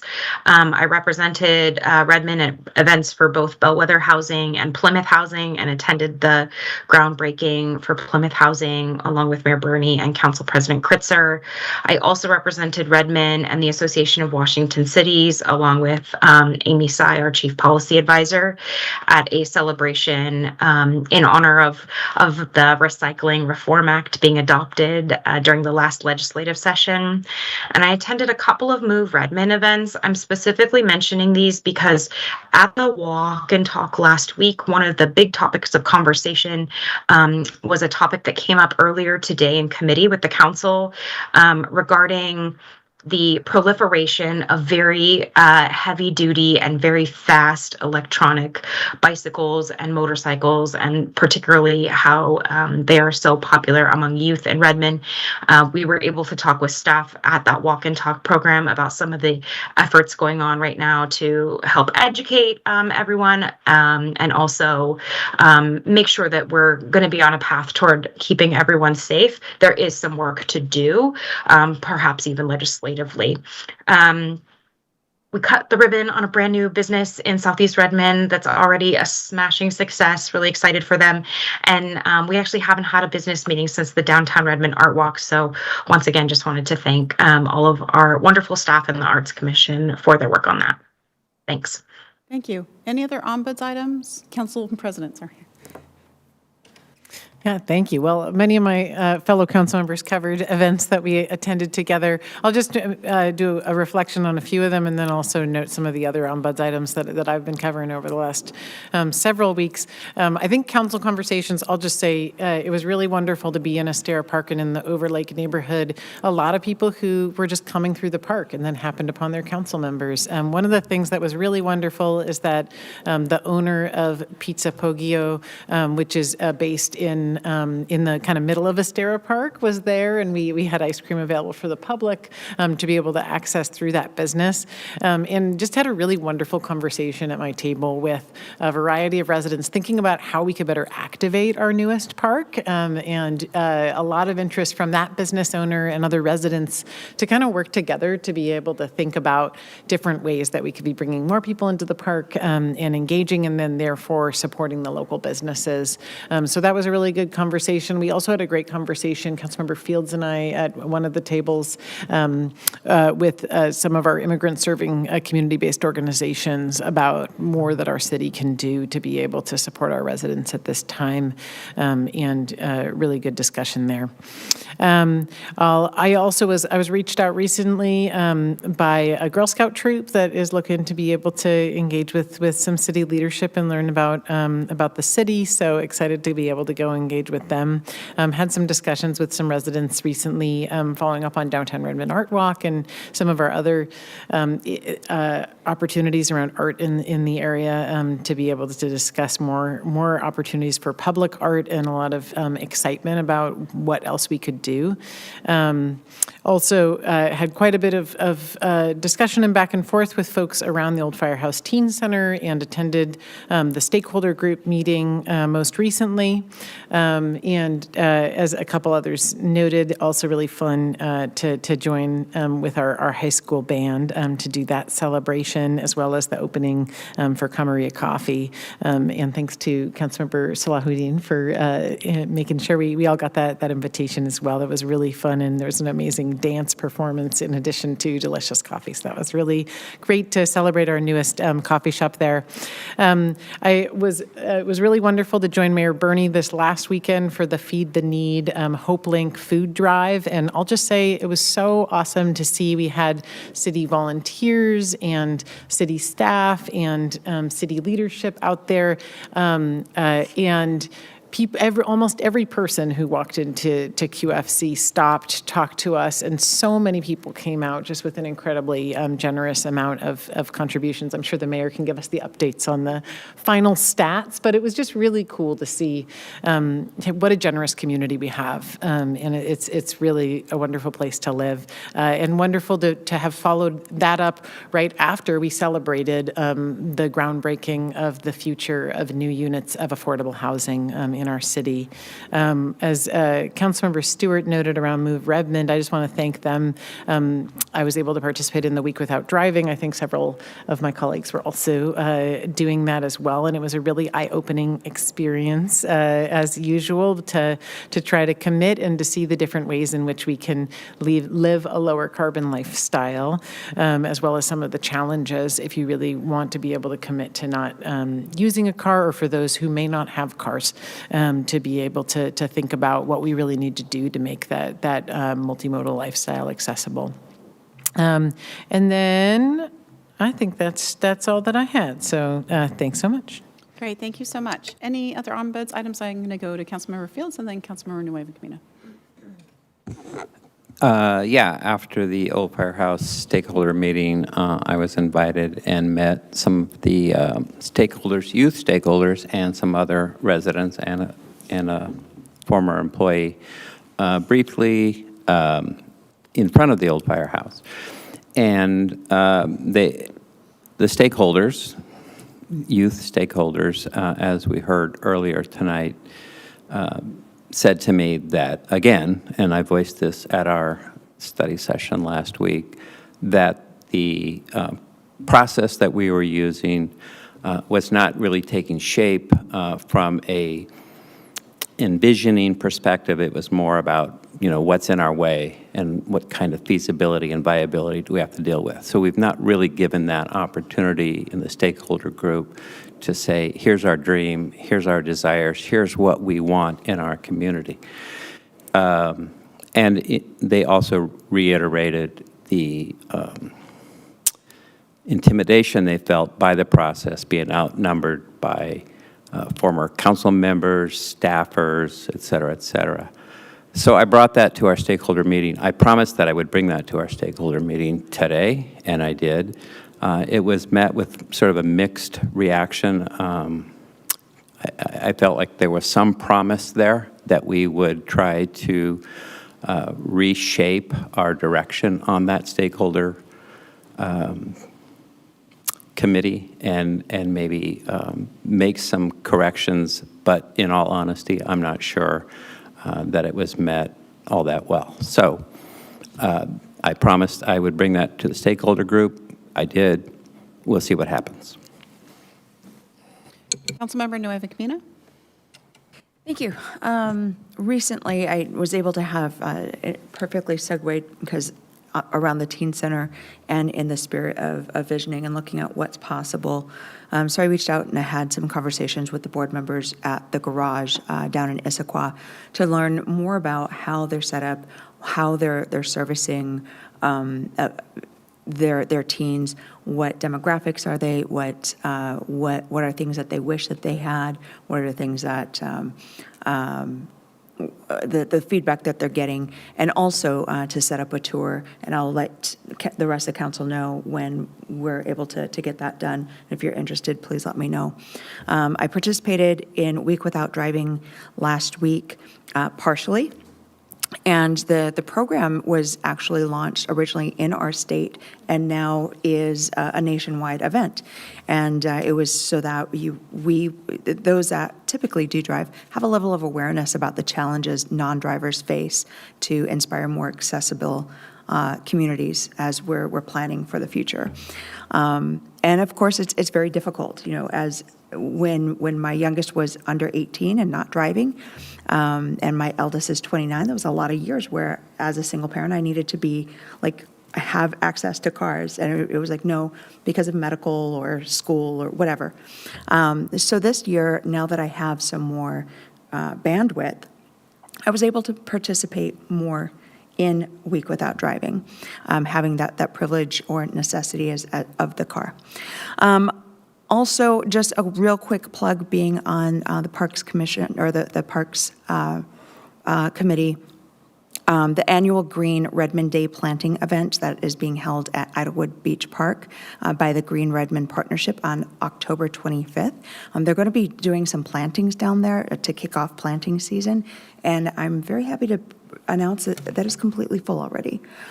So to drive, if you are looking for events to tap into and want to be more involved in the community, please do.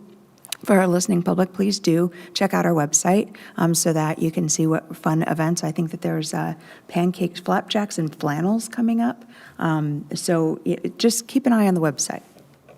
Thank you. Are we still on ombuds? Okay, Council President?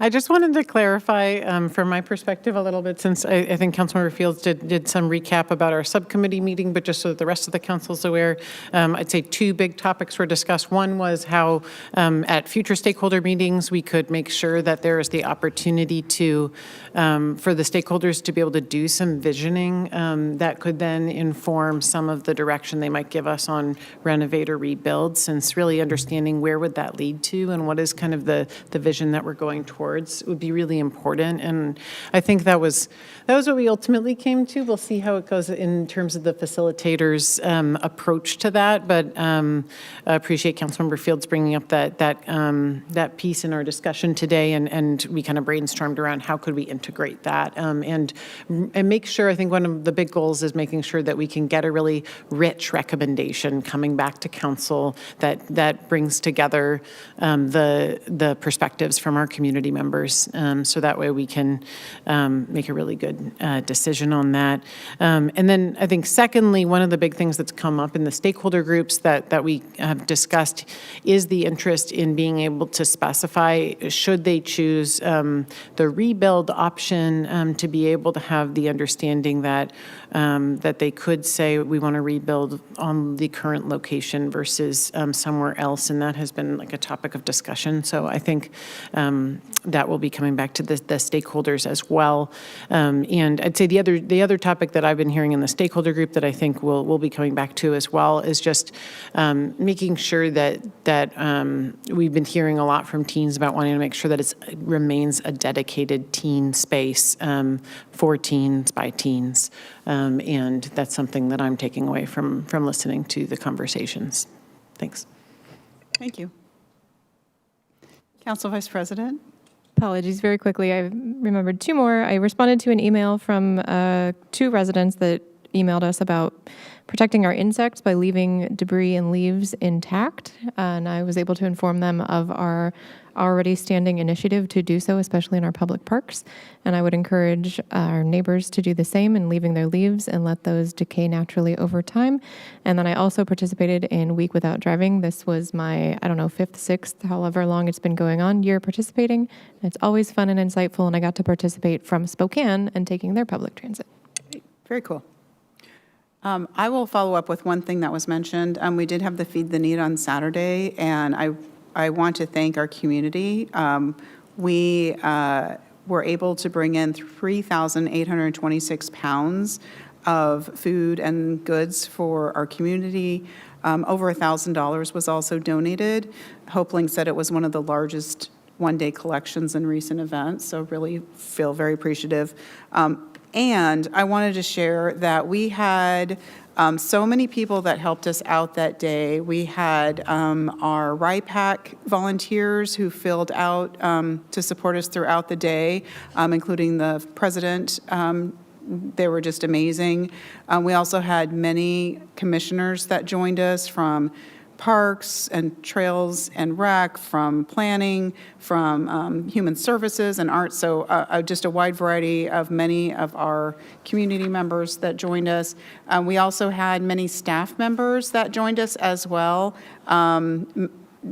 many of them, including our fire department showed up and brought a truck, so not only did people, donate, but if they had kids there, they got to turn the lights on the truck as well. And also our police cadets were also there in the morning to help out as well. So it was and I want to thank Council President Kritzer for attending as well. But it was a really wonderful event, a great opportunity for the community to show up and support, and I'm looking forward to the next time we do that as well.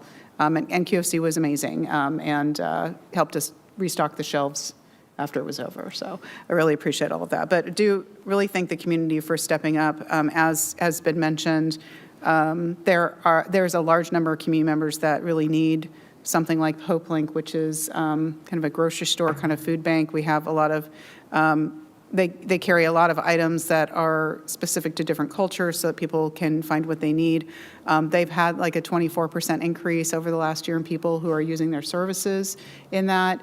So the need is great, even if your family's doing well, but there are a lot of families who are really struggling with the cost of things and other challenges that are happening. So appreciate having such a great partner in Hope Link to support our community members. All right. That was Ombud/community things. Let's try our hand at committee reports. So let's see if we can keep this short. We used to time things long ago for committee reports, so let's see if we can keep it under 4 minutes a person. All right. Melissa Stewart and then Vanessa Kritzer, Council President. Councilmember Stewart, sorry, it's getting late. Sure, yeah, you can see we had a 5th Tuesday, which meant there was an extra week to get a lot done. Yeah. Anyhow, I attended 3 committees, one Redmond Government Affairs Committee, the King County Growth Management Planning Council, as well as the Puget Sound Regional Council Growth Management Planning Board. I'm just going to share one highlight for the council, and this is related to something that I hope that we can discuss at Council Talk Time next week.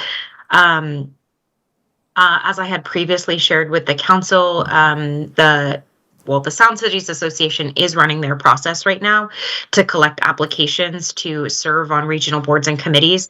I currently chair the Sound Cities Association caucus to the Growth Management Planning Board.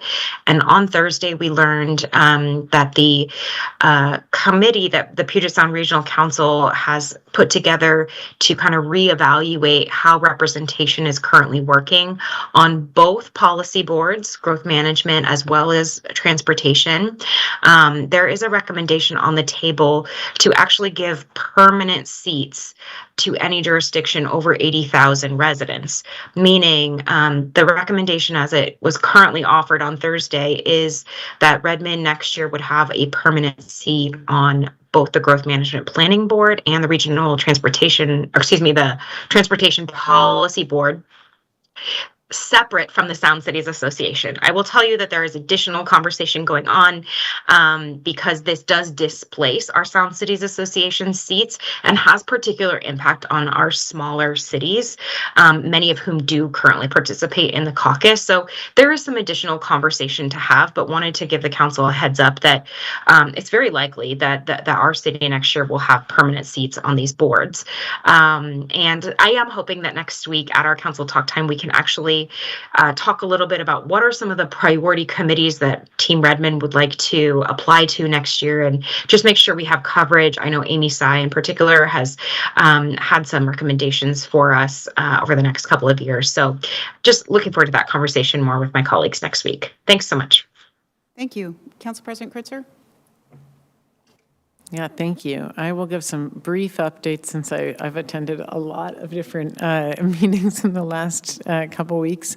I attended the Puget Sound Regional Council Executive Committee meeting as Mayor Bernie was out of town at the time.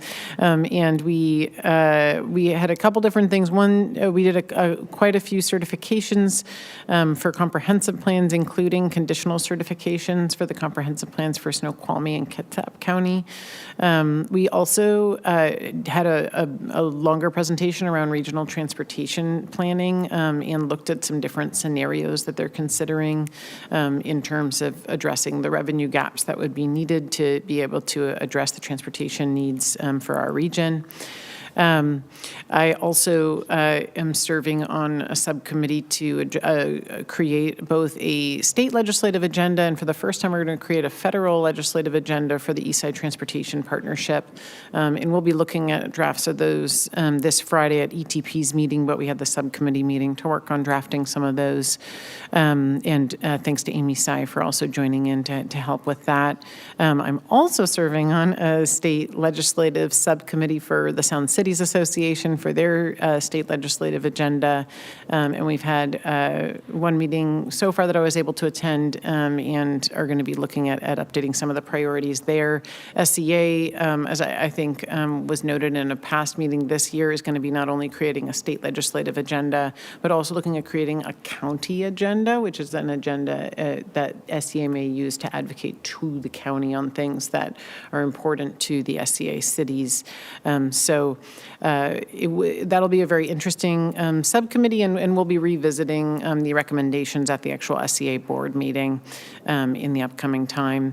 I also attended the One Redmond board meeting and as well as the Regional Transportation Boards meeting, as I noted earlier tonight, our SCA board meeting, and also chaired our RIA 8 Salmon Recovery Council meeting. So been a really packed time, but a lot of great work going on across the environment, transportation, and growth management planning. I'll just note RIA 8, some exciting stuff coming up this fall.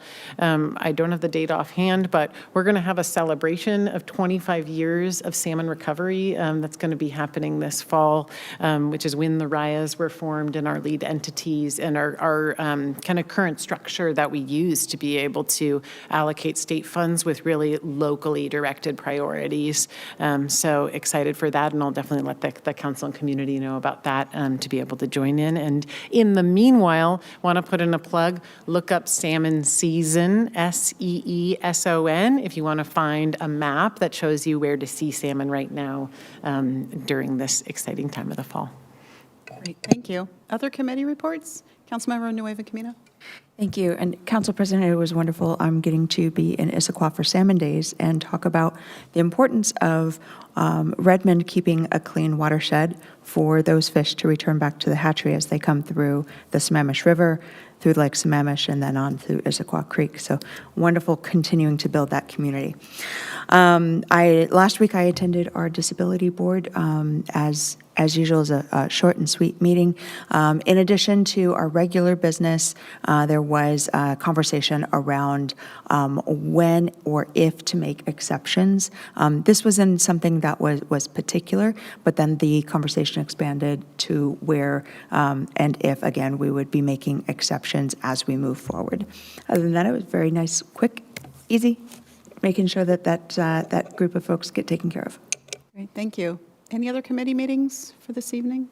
I just want to mention that I attended multiple meetings, boards that I'm on, including the AWC board, my first big board meeting, where we adopted the state legislative agenda, and just want to call out Council Member Stewart, who was a really big part of that legislative agenda committee, and many board members mentioned how great it was to have her on that and share the work that Redmond's doing in housing. So thank you, Councilmember Stewart, for that. I also attended an NAW Association of Washington City's mayor's meeting in Wenatchee last week, which haven't been in Wenatchee in forever. Unfortunately, the smoke was there, but it was a great meeting. It was wonderful to see mayors from all over the state and compare and contrast the challenges that our cities have. And then a few weeks ago, I also attended the U.S. Conference of Mayors leadership meeting in Oklahoma City, which was really an amazing place to be. If people haven't been there or don't remember, it's where the most significant domestic bombing happened within the United States. And they have taken that tragedy and made it a real amazing opportunity to share what communities can do when they come together. And we spent a lot of the time at our meeting talking about how cities can lead in this country right now and how important it is for us to show how democracy can work. So it was a really great meeting, and I appreciate that I have the opportunity to be part of that work that we do. And I thank all of you also for being willing to be elected officials. It's not an easy job, and it's really hard right now. So with that, no other committee reports, no other unfinished business, no new business. That concludes the business items for our meeting. If there's no objection, we are adjourned.